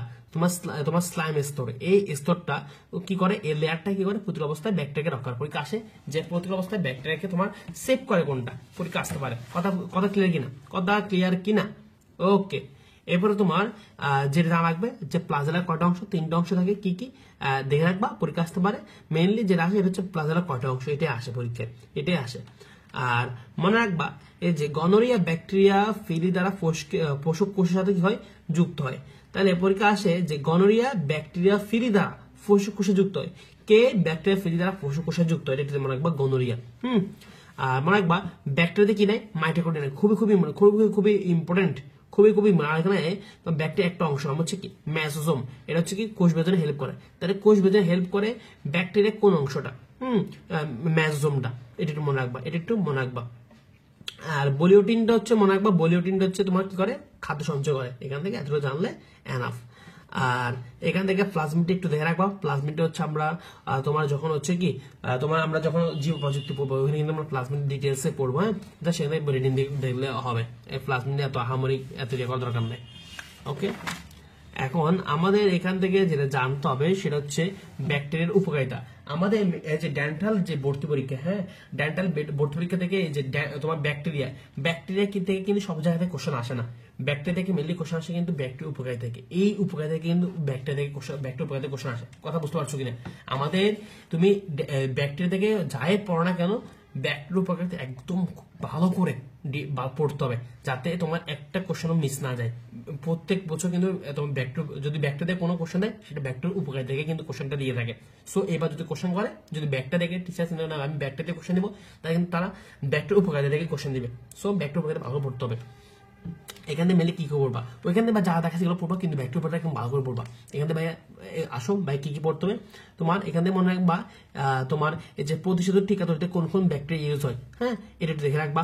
তারপর তোমার মনে রাখবা এই যে নাইট্রোজেন সংবর্ধন অংশ নেয় কোন কোন ব্যাকটেরিয়া, 3টা ব্যাকটেরিয়া। এই 3টা ব্যাকটেরিয়া আমরা খুব ভালো করে মনে রাখবা। তারপরে তোমার আসতে পারে সেটা হচ্ছে এই যে নাইট্রোফিকেশন, হ্যাঁ নাইট্রোফিকেশন করে কারা, এটা একটু দেখে রাখবা, এটা একটু দেখে রাখবা। হ্যাঁ, বা নাইট্রিফাইং ব্যাকটেরিয়া কারা, এই 3টা ব্যাকটেরিয়া। এটা হচ্ছে কি নাইট্রিফিকেশনটা করে, পরীক্ষার জন্য খুবই ইম্পর্টেন্ট। পতঙ্গনাশক হিসেবে কাজ করে কোন ব্যাকটেরিয়া, ব্যাসিলাস। খুবই ইম্পর্টেন্ট। কথা বুঝতে পারছো কিনা? এরপরে তো মনে রাখবা সেটা হচ্ছে দুগ্ধজাত শিল্পে কোন ব্যাকটেরিয়াটা ইউজ হয়। হ্যাঁ, 2টা ব্যাকটেরিয়া ইউজ হয়, একটা হচ্ছে কি স্ট্রেপ্টোকক্কাস, একটা হচ্ছে কি ল্যাক্টোব্যাসিলাস। দুটো খুবই ইম্পর্টেন্ট। আমারটা মনে রাখবা চা কফি তামাক শিল্পে কোন ব্যাকটেরিয়াটা ইউজ করা হয়, চামড়া শিল্পে কোন ব্যাকটেরিয়া ইউজ করা হয়, এটা মনে রাখবা। আর পাট শিল্প এবং বিমান দুর্ঘটনায় কোন ব্যাকটেরিয়া ইউজ করা হয়, ক্লস্ট্রিডিয়াম। তাহলে ব্যাকটেরিয়া উপকারিতা পাই খুবই ইম্পর্টেন্ট। ডেন্টাল কিন্তু প্রায় সবসময় এখান থেকে কোশ্চেন আসে। ব্যাকটেরিয়া কোশ্চেন দিয়ে কিন্তু টিচার এখান থেকে কোশ্চেন দেয়। ব্যাকটেরিয়া উপকারিতা অপকারিতা এখান থেকে মেনলি কোশ্চেন দেয়। ব্যাকটেরিয়া উপকারিতা খুবই ইম্পর্টেন্ট, খুবই ইম্পর্টেন্ট। আচ্ছা, এরপর আমাদের মেলে যে লাগবে সেটা হচ্ছে জিন প্রকৌশলে কোন কোন ব্যাকটেরিয়া ইউজ হয়। হ্যাঁ, এগুলো দেখে রাখবা। ইকোয়াল একটা হচ্ছে কি তোমার অ্যাগ্রো ব্যাকটেরিয়াম, এখান থেকে এটা মনে রাখবা। পয় নিষ্কাশনে কোন ব্যাকটেরিয়া ইউজ হয় সেটা মনে রাখবা, এবং তেল অপসারণে কোন ব্যাকটেরিয়া ইউজ হয় সেটা একটু মনে রাখবা। তাহলে আমাদের ব্যাকটেরিয়া উপকারিতা আমরা এতটুকু জানলে হবে। এখন আসো আমরা ব্যাকটেরিয়া অপকারিতা পড়বো। ব্যাকটেরিয়া অপকারিতা মেনলি কি লাগবে, তখন আসো আমাদের এই যে ব্যাকটেরিয়া অপকারিতা এখান থেকে কি লাগবে। এখান থেকে মেনলি লাগবে তোমার যৌনবাহিত রোগ কি কি আছে, 2টা, একটা হচ্ছে গনোরিয়া, একটা হচ্ছে কি তোমার সিপিলিস। এই দুটো মনে রাখবা, এই দুটো একটু ইম্পর্টেন্ট। এখন আসো আমরা আরো কয়েকটা জিনিস মনে রাখবো। একটু আসো এখান থেকে মেনলি মনে রাখবা যে ব্লাইট রোগ কাদের হয়। সেটা হচ্ছে ধান এবং তামাকের। ফায়ার ব্লাইট রোগ কাদের হয়, আপেলের। এবং তোমার ক্যাঙ্কার রোগ কাদের হয়, লেবু এবং টমেটো। আর টুং রোগ কাদের হয়, ধান। এবং টুন্ডু রোগ কাদের হয়, গমের। এখান থেকে এটি একটু জেনে রাখবা। আর মনে রাখবা এই যে বোটুলিজম সৃষ্টি করে তোমার কোন ব্যাকটেরিয়া, এটা মনে রাখবা। পানি দূষণ করে কোন ব্যাকটেরিয়া, কোলিফর্ম ব্যাকটেরিয়া। মাটির উর্বরতা শক্তি বিনষ্ট করে কোন ব্যাকটেরিয়া, সেটা ব্যাসিলাস করে। হ্যাঁ, এটা একটু মনে রাখবা। লোয়ার 5-এ ক্ষত সৃষ্টি করে কোনটা, এটা একটু মনে রাখবা। তাহলে ব্যাকটেরিয়ার উপকারিতা অপকারিতা খুবই ইম্পর্টেন্ট ভাই, খুবই ইম্পর্টেন্ট। ব্যাকটেরিয়া থেকে এই অংশটা খুবই পরীক্ষায় কোশ্চেন আসে। কথা বুঝতে পারছো কিনা? এরপর আসো, এরপর তোমাদের যে জিনিসটা লাগবে সেটা হচ্ছে ম্যালেরিয়া পরজীবী। এখানে ভাই কি লাগবে, এখান থেকে মেনলি তোমার কি লাগবে বাইরে দেখা দিচ্ছি। মনে রাখবা এই যে ম্যালেরিয়া পরজীবী এরা হচ্ছে কি অন্তঃকোষীয়, হ্যাঁ রক্ত পরজীবী। হ্যাঁ, এখান থেকে এটা জেনে রাখো ফার্স্টে। এরপর তোমার যেটা জানতে হবে সেটা হচ্ছে এখান থেকে ভাইয়া এই যে তোমার এই বক্সটা ম্যালেরিয়া পরজীবী, এই বক্সটা এই যে নামগুলা, তারপর হচ্ছে রোগের নাম এবং জ্বরের প্রকৃতি এবং সুপ্তিকাল। ভাইয়া এটা হচ্ছে কি তোমাদের দিয়ে এখানে সুপ্তিকাল সহ লিখে রাখছে যাতে তোমাদের পড়তে কি হয়, সুবিধা হয়। এখান থেকে এই বক্সটা খুবই ভালো করে পড়বা। কথা বুঝতে পারছো? এরপর আসো তোমার এখান থেকে জানতে হবে যে এই যে ম্যালেরিয়া সম্পর্কে আরো বেশ কয়েকটা নাম আছে। তোমার এই 3টা নাম, অনুপম, পর্যাবৃত্ত জ্বর, 4টা নাম। 2 নম্বর হচ্ছে জলা জ্বর, 3 নম্বর বলা হয় রোমান জ্বর, আরটা হচ্ছে কি তোমার কম্প জ্বর। তাহলে ম্যালেরিয়া পর্যাবৃত্ত আরো বেশ কয়েকটা নাম আছে। এই নামগুলো একটু কি করতে হবে তোমাকে জানতে হবে, এরপরে তোমাকে জানতে হবে কি ভাই, দেখাই দিই ভাই, তোমাকে জিনিসটা দেখাই দিই। এরপর তোমাকে যেটা জানতে হবে খুবই খুবই ইম্পর্টেন্ট, সেটা হচ্ছে একটু আসো ম্যালেরিয়া রোগের কিন্তু কি আছে, লক্ষণ আছে। ম্যালেরিয়া রোগের কি আছে ভাইয়া, লক্ষণ আছে। আমরা এখন এই লক্ষণগুলো জানবো। আসো এই লক্ষণগুলো কি কি, এই লক্ষণের মধ্যে জাস্ট একটু যেগুলো ভাই দেখা রাখছি দেখলে হবে, আর সবগুলো দেখা রাখবে না, জাস্ট একটু দেখানোগুলো দেখে রাখবা আর কি। এরপর আসো এখান থেকে এই যে এই বক্সটা কিন্তু খুবই খুবই ইম্পর্টেন্ট। এই বক্সটা কিন্তু তোমার খুবই খুবই ইম্পর্টেন্ট। এখান থেকে তোমার কি লাগবে, এই চকটা থেকে মেনলি তোমার কি কি লাগবে, এখান থেকে এই যে তোমার ম্যালেরিয়া যে তোমার ম্যালেরিয়ার কিন্তু যে এরিয়াটা পরজীবী জীবন চক্র ধাপ শুনে দুইভাবে ভাগ করা হয়েছে। একটা হচ্ছে কি মানব দেহে অজনজনন, আর একটা হচ্ছে কি মশকের দেহ হচ্ছে কি জনজনন। এখান থেকে মেনলি তোমার যেটা লাগে সেটা হচ্ছে তোমার এই যে এরিথ্রোসাইটিক স্নায়ুযগ্নি, এটার প্রথম দশা কোনটা, ট্রপোজয়েড, এবং শেষ দশা কোনটা, তোমার গ্যামিটোসাইট। এটা পরীক্ষার জন্য খুবই খুবই ইম্পর্টেন্ট, খুবই খুবই ইম্পর্টেন্ট ভাই, বুঝতে পারছো কিনা। আর ফি এরিথ্রোসাইটিক স্নায়ুযগ্নি, এটার প্রথম দশা কোনটা, শেষ দশা কোনটা, ভাই ভালো করে পড়িও, এটা খুবই খুবই ইম্পর্টেন্ট, খুবই খুবই ইম্পর্টেন্ট, খুবই খুবই ইম্পর্টেন্ট। এরপরে এই যে এস প্রজনন সময় ভাই কয়টা তো বলে রাখি, এটা হচ্ছে মানব দেহের প্রথম দশা বা বিষাক্ত দশা বা আক্রমণকারী দশা, এটা মনে রাখবা। আর এখানে মনে রাখবা তোমার এখান থেকে, আর এই যে স্প্রোজয়েড এটা হচ্ছে কি যকৃতের হ্যাপাটোসাইট কি করে দেয়, ধ্বংস করে দেয়, হ্যাঁ এটা একটু মনে রাখবা। আর অ্যানোপেলিস মশকির লালা গ্রন্থিতে হচ্ছে কি তোমার স্প্রোজয়েডটা তোমার অবস্থিত, এখান থেকে একটু জেনে রাখবা। আর মেইনলি ভাই তোমার কি কি লাগবে এখান থেকে বলে দিই, হ্যাঁ তোমার এখান থেকে কি কি লাগবে। এখান থেকে তোমার এই যে এমিবয়েড ট্রপোজয়েডটা একটু রিডিং দিয়ে রাখবা, এই পয়েন্টে একটু ইম্পর্টেন্স, এই পয়েন্টে একটু রিডিং দিয়ে রাখবা। এখান থেকে আমার আর কিছু নাই। তোমার এখান থেকে যে লাগবে সেটা হচ্ছে মনে রাখবা এই যে রোজের দেখতে কিসের মতো, গোলাপের পাপড়ির মতো, রোজের দেখতে কিসের মতো, এটা লাগে গোলাপের পাপড়ির মতো, গোলাপের পাপড়ির মতো। এখান থেকে আর তেমন কিছু নাই, এখান থেকে তেমন কিছু নাই, এগুলা তোমার তেমন ইম্পর্টেন্ট না।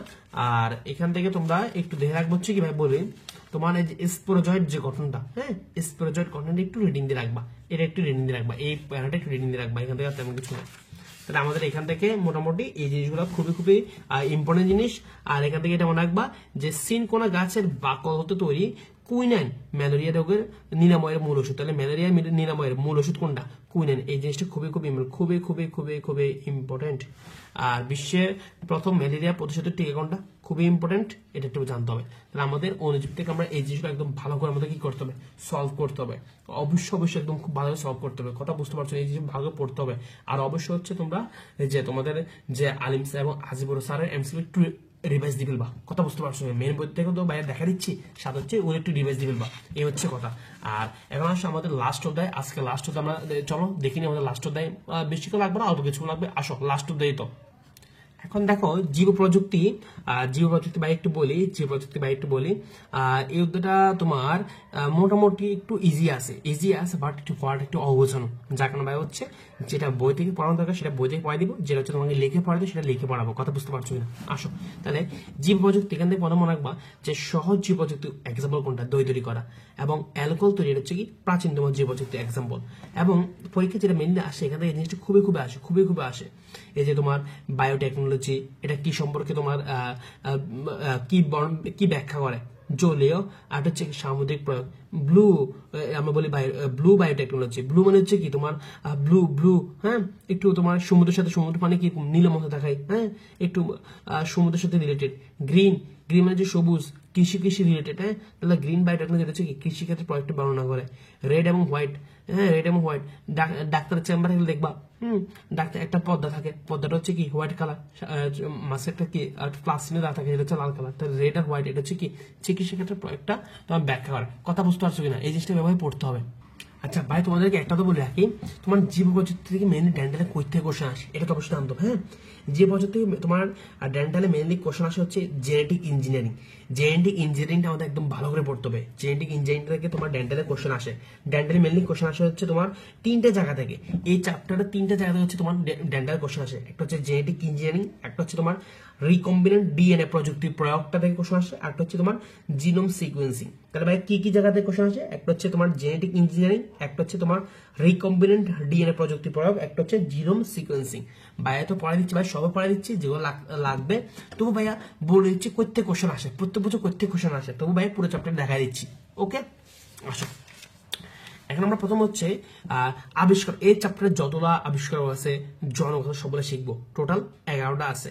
এই যেমন আসে বায়োটেকনোলজি কে আবিষ্কার, কে মানে বায়োটেকনোলজি আবিষ্কারক কে, হ্যাঁ, বা নামকরণ কে করেন, কার্নাগেলি। তারপর টোটিপোটেন্সি আবিষ্কারক কে, মর্গান। তাহলে আমাকে আবিষ্কারক বলুক, নামকরণ কে করছে সেটা বলুক, বা জনক কে বলছে সেটা বলুক, আনসার একটাই। হ্যাঁ, টিস্যু কালচারের আবিষ্কারক কে, হ্যাঁ আসে, পরীক্ষা আসে কিন্তু। ফিসি আবিষ্কারক কে, প্লাজমিন আবিষ্কারক কে, পরীক্ষা আসে। ইনসুলিন আবিষ্কারক কে, ইন্টারফেরন আবিষ্কারক কে, বা পরীক্ষা আসে।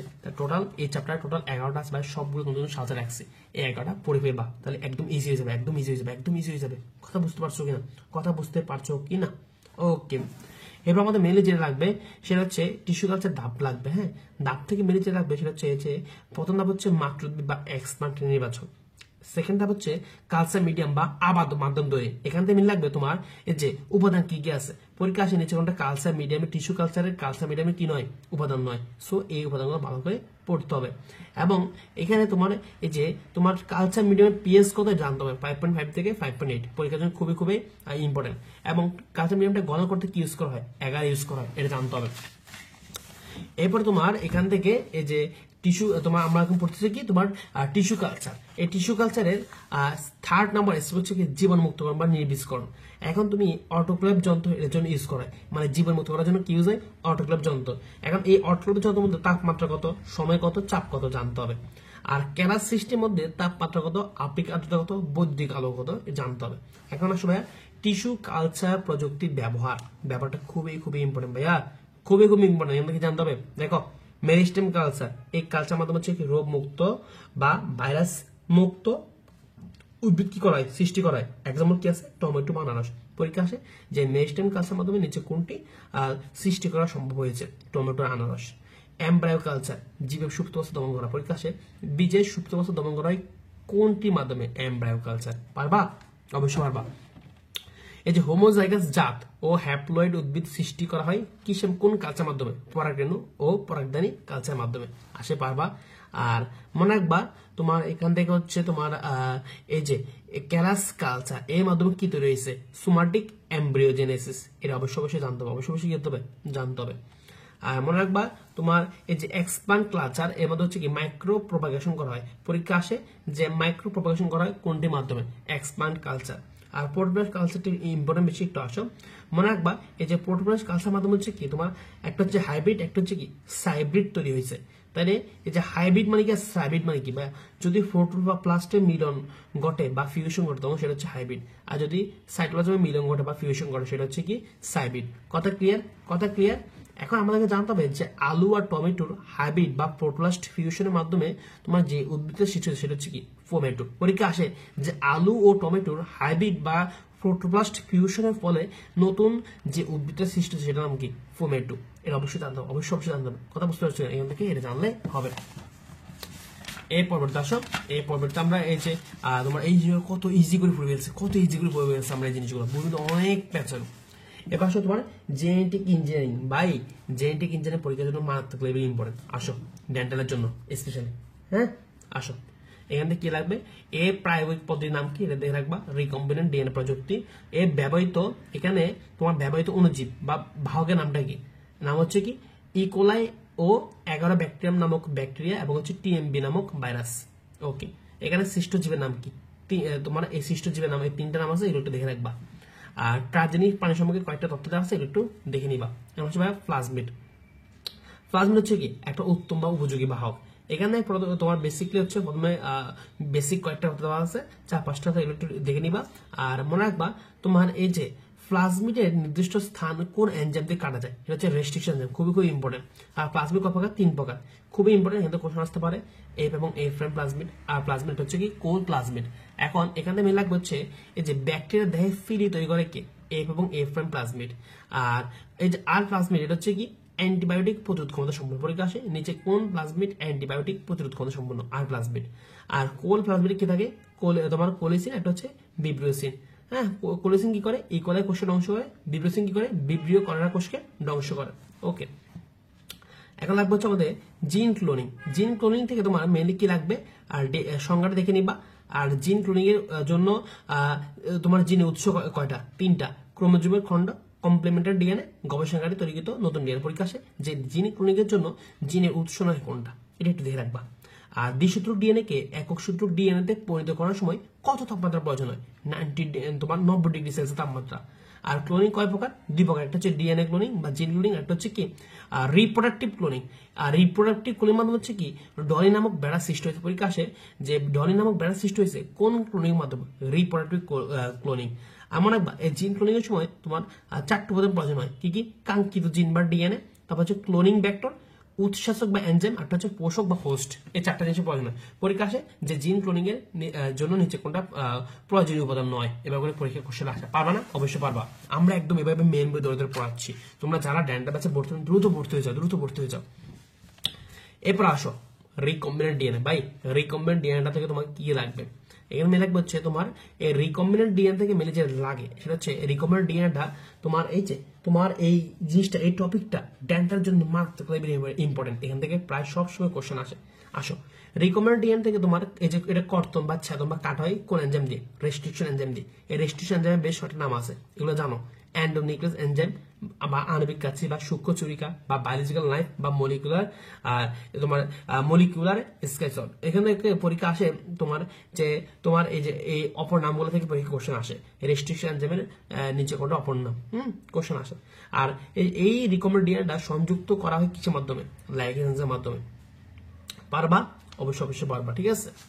এরপর আসলে তোমাকে এখানে জানতে হবে একটা কাঙ্ক্ষিত জিন তোমার রিকম্বিনেন্ট ডিএনএ একটা কাঙ্ক্ষিত জিন বহন করছে কিনা তুমি এইটা শনাক্ত করতে পারবা কয়টা পদ্ধতির মাধ্যমে? 3টা পদ্ধতির মাধ্যমে। পিসিআর পদ্ধতি, রেস্ট্রিকশন ডাইজেশন, একটা হচ্ছে কি জেনেটিক প্রুফ বা ডিএনএ প্রুফ। হ্যাঁ, এই 3টা পদ্ধতি অবশ্যই নাম, এই 3টা পদ্ধতির নামটা মনে রাখতে হবে। হ্যাঁ, এরপর তোমাকে যেটা জানতে হবে সেটা হচ্ছে রিকম্বিনেন্ট ডিএনএ কে পোষক কোষে প্রবেশ করার পদ্ধতি কয়টা আছে? ভাইয়া 3টা আছে। প্রত্যক্ষ ভৌতিক প্রক্রিয়া, প্রত্যক্ষ রাসায়নিক প্রক্রিয়া, ভেক্টর তোমার ব্যবহার প্রক্রিয়া। আসলে ক্লিয়ার? ওকে। এরপর তোমার জানতে হবে রিকম্বিনেন্ট ডিএনএ কে পৃথক করে সিজিএমে তোমার সিজিএম ক্লোরাইড বা শুক্রযুক্ত ট্রেতে রাখা হয়। হ্যাঁ, এটা মনে রাখবা। তাহলে রিকম্বিনেন্ট ডিএনএ কে পৃথক করে কোথায় রাখা হয় এটা জানতে হবে। আর রিকম্বিনেন্ট ডিএনএ কোষে প্রবেশ করা হয় কিসের মাধ্যমে? ক্যালসিয়াম ক্লোরাইডের মাধ্যমে, খুবই ইম্পর্টেন্ট। আর ইমপ্লান্ট পদ্ধতি ব্যবহার করে সরাসরি ট্রান্সজেনিক উদ্ভিদ তৈরি করা যায়। পরীক্ষা আসে কোন পদ্ধতি ব্যবহার করে সরাসরি ট্রান্সজেনিক উদ্ভিদ তৈরি করা যায় বা ইমপ্লান্টটা, বা এগুলো যদি তুমি বই থেকে পড়তে চাও মাথায় একদম উলট পালট হয়ে যাবে। কথা বুঝতে পারছো কিনা? ওকে। আর এখানে ই করার সম্পর্কে তোমার কয়েকটা কথা যে দেওয়া আছে, এটা হচ্ছে জেনেটিক ইঞ্জিনিয়ারিং এর একটা উত্তম বাহক হিসেবে কাজ করে। ইনসুলিন উৎপাদনকারী জিন তৈরি হয়। তারপরে এখানে হচ্ছে কি টিপিএ বা টিস্যু প্লাজমিনোজেন অ্যাক্টিভেটর তৈরি হয়। এটা একটু জানলে হবে। তাহলে আমাদের এখান থেকে এতগুলো জানলে হবে। তাহলে এই জিনিসগুলো খুব ভালো করে জানতে হবে। এখন আসলে আমরা এই রিকম্বিনেন্ট ডিএনএ প্রযুক্তি ব্যবহারটা শিখবো। ব্যবহার বেশ কয়েকটা জায়গা আছে, যেমন প্রথম হচ্ছে কৃষিক্ষেত্রে কি ব্যবহার আমরা একটু দেখি। দেখো, আর ব্যাসিলাস থুরিঙ্গিজেনেসিস এই জিনিসটা, এটা হচ্ছে কি একটা ব্যাকটেরিয়া। এটা হচ্ছে একটা মৃত্তিকাবাসী বড় আকৃতি ব্যাকটেরিয়া। এটা হচ্ছে বায়ো ইনসেক্টিসাইড হিসেবে ব্যবহৃত হয়। পরীক্ষা আসে নিচে কোনটা বায়ো ইনসেক্টিসাইড হিসেবে ব্যবহৃত, বলতে হবে কি ব্যাসিলাস। এবং মনে রাখবা তোমার এই ব্যাসিলাসের যে ক্রিস্টাল প্রোটিনটা, এটা হচ্ছে তোমার একটু আসো এই জিনিসটা ব্যবহার করে আমেরিকার চাষকৃত ভুট্টা 40%, সয়াবিনের 35% এবং তুলা হচ্ছে 50% ট্রানজেনিক প্রকরণ বা ফলন বৃদ্ধি পেয়েছে। কথা বুঝতে পারছো কিনা? এবার আসো এই জিনিসটা বেগুন ও তুলার জিনোমে অন্তর্ভুক্ত করে উৎপন্ন হয়েছে কি এই জিনটা হচ্ছে কি বেগুন আর তুলার জিনোমে কি করেছে? অন্তর্ভুক্ত করা হয়েছে। করে কি উৎপন্ন করা হয়েছে? একটু আসো বিটি বেগুন, বিটি তুলা বা বিটি কটন। হ্যাঁ, তোমার পরীক্ষা আসে যে বাংলাদেশের প্রথম জেনেটিক্যালি মডিফাইড বা রিকম্বিনেন্ট ডিএনএ খাদ্য ফসল কোনটা? বিটি বেগুন। আর বিটি তুলা হচ্ছে কি ক্ষতিকর পোকা প্রতিরোধী জাত। এখান থেকে এতগুলো জানলে হবে। আর মনে রাখবা তোমার রোগ প্রতিরোধক্ষম জাত উদ্ভাবনে তোমার কোন জিনটা ইউজ করা হয়? Coat protein. কথা ক্লিয়ার? এখন আমরা একটা নোট শিখবো। এই নোটের মধ্যে বেশ কয়েকটা কথা আছে যে গ্লাইফোসেট এটা হচ্ছে কি একটা হার্বিসাইড, একটা আগাছা নিধনকারী পদার্থ, পোকামাকড় ধ্বংস হয়। পরীক্ষা আসে নিচে ওটা একটা হার্বিসাইড হিসেবে কাজ করে গ্লাইফোসেট। হ্যাঁ, তারপর হচ্ছে একটা নিচে কোনটা আগাছা নিধনকারী পদ্ধতি হিসেবে কাজ করে, সেটা গ্লাইফোসেট। এরপর আসো এই জিনিসটা একটু বুঝে দিই। মনে রাখবা বেড়ার উন্নত লোম তৈরি করার উদ্দেশ্যে তোমার ক্লোভার ঘাসে হচ্ছে রিকম্বিনেন্ট ডিএনএ প্রযুক্তির মাধ্যমে তোমার সূর্যমুখী সালফার অ্যামিনো অ্যাসিড সৃষ্টিকারী জিন 11 ব্যাকটেরিয়ামের মাধ্যমে স্থানান্তর করা হয়েছে। আর তাহলে মনে রাখবা এই যে ক্লোবার ঘাসে কি সব অভাব আছে পরীক্ষায় এটা আসে, মনে রাখবা ক্লোবার ঘাস হচ্ছে সালফার অভাব আছে পরীক্ষায় এটা আসে। আর বেড়ার উন্নত লোম তৈরি করার উদ্দেশ্যে তোমার এই যে তোমার কোন গাছটা ইউজ করা হয়েছে, ক্লোবার গাছটা ইউজ করা হয়েছে একটু জেনে রাখবা। আর সুপার রাইস বা গোল্ডেন রাইস এটা খুবই ইম্পর্টেন্ট। এখানে হচ্ছে কি তোমার ড্যাফোডিল থেকে বিটা ক্যারোটিন তৈরি 4টা জিন ও আয়রন তৈরি 3টা জিন প্রতিস্থাপন করা হয়েছে, মনে রাখবা। সবচেয়ে মারাত্মক লেভেলের কোশ্চেন হচ্ছে এখানে মানে যেটা সাধারণত আসে মানে ভর্তি পরীক্ষা, সেটা হচ্ছে তোমার এই যে সুপার রাইসে কি থাকে, ভিটামিন এ থাকে এবং হচ্ছে আয়রন থাকে। পরীক্ষা আসে সুপার রাইসের নিচে কোন ভিটামিন থাকে, ভিটামিন এ থাকে, একটা কি থাকে আয়রন থাকে। এটা হচ্ছে কি রক্ত শূন্যতা দূর করে। সবাই সুপার রাইস খাওয়া, কথা বুঝতে পারছো কিনা। আর জোনাকি পোকা আলো বিচ্ছন্ন করে তোমার কোন এনজাইমের কারণে, লুসিফারেজ এনজাইমের কারণে। এটা অবশ্যই জেনে রাখবা, অবশ্যই জেনে রাখবা। এখান থেকে এই জিনিসটা ইম্পর্টেন্ট। এবার ভাইয়া ইনসুলিন, এগুলো ভাই বই থেকে পড়তে গেলে মাথা একদম ঘুরে যাবে, অগোছানো বইয়ের মধ্যে ভাই ইজি করে রাখছে তোমাদের জন্য। আসো ইনসুলিন আমাদের ব্যাচে আমরা যেখানে যে চ্যাপ্টার করে দেখি সেই চ্যাপ্টারটা আমরা এভাবে গুছিয়ে দিই যাতে মানে পড়তে কি হয়, ইজি হয়, একটু কষ্টটা কমে। আসো ইনসুলিন, তার ইনসুলিন থেকে তোমাকে এই যে মনে রাখতে হবে যে ইনসুলিনে অ্যামিনো অ্যাসিড কয়টা থাকে, 51টা থাকে। এর মধ্যে চেন এ তোমার থাকে হচ্ছে কয়টা, 21টা, চেন বিতে থাকে হচ্ছে 30টা। আচ্ছা, এরপরে তোমাকে ইনসুলিন সম্পর্কে আরো বেশি করতে হবে, একটু দেখে রাখবা। আর মেনলি মনে রাখবা এই যে ইনসুলিনটা প্রথম বাজারজাত করা হয় তোমার কি নামে, হিউম্যান নামে। হ্যাঁ, আর ইনসুলিন লোকেশনটা কোথায়, এটা হচ্ছে 11 নং ক্রোমোজোমের খাটোবাহু ডিএনএ শীর্ষে থাকে। আর মনে রাখবা এটা হচ্ছে ইনসুলিনটা কই থেকে তোমার খরিত হয় বা কই থেকে তোমার বের হয়, মনে রাখবা অগ্নাশয়ের আইলেটস অফ ল্যাঙ্গারহ্যান্সের বিটা কোষ থেকে। আর ইনসুলিনটা তোমার কোন চিকিৎসার সাথে হচ্ছে রিলেটেড, ডায়াবেটিস। এখন হচ্ছে ভাইয়া ইন্টারফেরন নিয়ে পড়বো। ইন্টারফেরন মানে ভাই এটা হচ্ছে তোমার প্রতিরক্ষামূলক বা ডিফেন্স প্রোটিন। আর এখান থেকে মনে রাখবা এটা হচ্ছে তোমার ভাইরাস ও ক্যান্সারকে বংশবৃদ্ধিতে বাধা দেয় বা নিশ্চয় করে দেয়। পরীক্ষা আসে নিচে কোনটা তোমার ভাইরাস ও ক্যান্সারকে বংশবৃদ্ধি বাধা দেয় বা নিশ্চয় করে দেয়, দেখা যাবে কি ইন্টারফেরন, কিন্তু ফলবান দেখা যায় ইনসুলিন। ভুল করা যাবে না। আর এটা হচ্ছে কি তোমার ক্যান্সার ও হ্যাপাটাইটিস চিকিৎসা ব্যবহৃত হয়। তাহলে ইনসুলিন হচ্ছে ডায়াবেটিসের জন্য আর ইন্টারফেরন হচ্ছে কি ক্যান্সার ও হ্যাপাটাইটিসের জন্য। ওকে, এত জানলে হবে।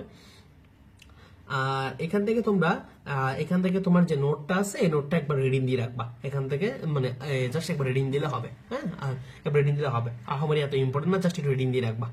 আর এরপর আসো ভাই জিনোম থেকে মনে রাখবা জিনোম হচ্ছে কি মাস্টার ব্লুপ্রিন্ট। এবং জিনোম মানে কি, জীবকোষে অবস্থিত জিনের সমষ্টিকে বলে কি জিনোম। পরীক্ষা আসে জীবকোষে অবস্থিত জিনের সমষ্টিকে কি বলা হয়, জিনোম বলা হয়। এবং মাস্টার ব্লুপ্রিন্ট কোনটা, পরীক্ষা এটা নিচে কোনটা মাস্টার ব্লুপ্রিন্ট হিসেবে কাজ করে, জিনোম, এটা মনে রাখবা। আর মনে রাখবা এই যে সংখ্যা, জিনোমের সংখ্যা কয়টা একটু জানতে হবে। হচ্ছে হ্যাপ্লয়েড নিউক্লিয়াসের জিনোম থাকে কয়টা, একটা। আর ডিপ্লয়েড নিউক্লিয়াসের জিনোম থাকে কয়টা, 2টা। অনেকে হ্যাপ্লয়েড নিউক্লিয়াস মানে বুঝো না, হ্যাপ্লয়েড নিউক্লিয়াস মানে হচ্ছে জননকোষ, শুক্রাণু, ডিম্বাণু। আর ডিপ্লয়েড নিউক্লিয়াস বলতে বোঝাচ্ছে কি দেহকোষ। তাহলে আমার এখান থেকে এই জিনিসটা জানলে হচ্ছে প্রায় শেষ বলতে গেলে। আর আমাদের এখানে কি কি দেবে দেখাই দিই। এখান থেকে তোমার জিনিস আমরা এগুলো সবগুলো হচ্ছে গোছাই পড়ানো থেকে পড়াইছি। এখান থেকে লাগবে হচ্ছে এই যে ক্রোমোজোমের সংখ্যা লাগবে, ক্রোমোজোমের সংখ্যা এই সংখ্যা এই জাস্ট হচ্ছে সবগুলো লাগবে না, জাস্ট এখান থেকে ক্রোমোজোমের সংখ্যা, জীবের নাম আর ক্রোমোজোমের সংখ্যাটা একটু দেখে রাখবা এখান থেকে। আর জিনোম সিকোয়েন্সিং এর প্রয়োগটা দেখবা, জাস্ট হেডলাইন দেখবা, পরীক্ষা আসতে পারে নিচে কোনটা জিনোম সিকোয়েন্সিং এর প্রয়োগ নয়, এভাবে করে জাস্ট সেটা দেখবা। অপরাধী শনাক্তকরণ, পিতৃত্ব নির্ধারণ, স্বজন নির্ধারণ, শ্রেণীবিন্যাস স্তর নির্ধারণ, তারপর হচ্ছে কি শ্রেণীবিন্যাসের প্রক্রিয়া, বৈশিষ্ট্য আর মিল নির্ধারণ। পরীক্ষা আসতে পারে নিচে কোনটা জিনোম সিকোয়েন্সের প্রয়োগ নয়, এভাবে করে পরীক্ষা আসতে পারে। কথা বুঝতে পারছো কিনা? আমরা হচ্ছে এইভাবে আমাদের ডেন্টাল বেসটাতে প্রত্যেকটা জিনিস একদম খুব সুন্দর করে গুছিয়ে দিব, একদম খুব সুন্দর গুছিয়ে দিচ্ছি। হ্যাঁ, তো যারা ভর্তি চাচ্ছ তারা হচ্ছে ভর্তি হয়ে যাও আমাদের। তোমরা ভাই বলি এই যে এই নাম্বার হচ্ছে যারা ভর্তি চাচ্ছ আমাদের ফি হচ্ছে 1020 টাকা। এই নাম্বারে 1020 টাকা সেন্ড মানি করলে কিন্তু তুমি হচ্ছে কি সেন্ড মানি করার পর এই নাম্বার ভাইকে কল দিবা বা এই নাম্বার ভাইকে হোয়াটসঅ্যাপে নক করে কিন্তু ভাই তোমাকে কোর্সে অ্যাড করে দিব। একদম খুব সুন্দর করে ভাই প্রত্যেকটা চ্যাপ্টার গুছিয়ে দিচ্ছি, একদম কি আসবে না আসবে, কত পড়তে হবে না পড়তে হবে। তোমরা যারা ক্লাস দেখছো তারা তো বুঝতে পারছো কত সুন্দর করে ক্লাসগুলো গুছিয়ে দেখা হচ্ছে। একদম ডেন্টাল সার্জন যা যা করা লাগবে সবকিছু ভাই করবো। এই ব্যাসে গাইডলাইন, এক্সাম সব কিছু থাকছে মাত্র 1020 টাকা। যারা পড়তে যাচ্ছ দ্রুত পড়তে হয়ে যাও। এছাড়া যে কোনো সমস্যা বা যে কোনো প্রয়োজন সরাসরি ভাইকে এই নাম্বারে কল করে বাইরে থেকে বিস্তারিত জেনে নিতে পারো। ঠিক আছে, তো সবাই ভালো থাকো। আর অবশ্যই ভাই যা পড়াইছি মেন বই থেকে এগুলো পড়বা ভালো করে। সাথে অবশ্যই তোমার হচ্ছে আজিবুল স্যার এবং হচ্ছে আলিম স্যারের অনুশীলন প্রবলেমস সলভ করবা। যে কোনো সমস্যা হলে ভাইকে অবশ্যই জানাবা, ঠিক আছে? তো ঠিক আছে, সবাই ভালো থাকো, সুস্থ থাকো। আর অবশ্যই হচ্ছে বাইরে এই ভিডিওতে একটা লাইক দিয়ে দিবা। আর যারা চ্যানেলটা সাবস্ক্রাইব করেন, চ্যানেলটা সাবস্ক্রাইব করে রাখবা নিয়মিত হচ্ছে গাইড পাওয়ার জন্য, ক্লাস পাওয়ার জন্য। তো সবাই ভালো থাকো, সুস্থ থাকো, দেখা হচ্ছে পরবর্তী কোনো এক ক্লাসে। আল্লাহ হাফিজ।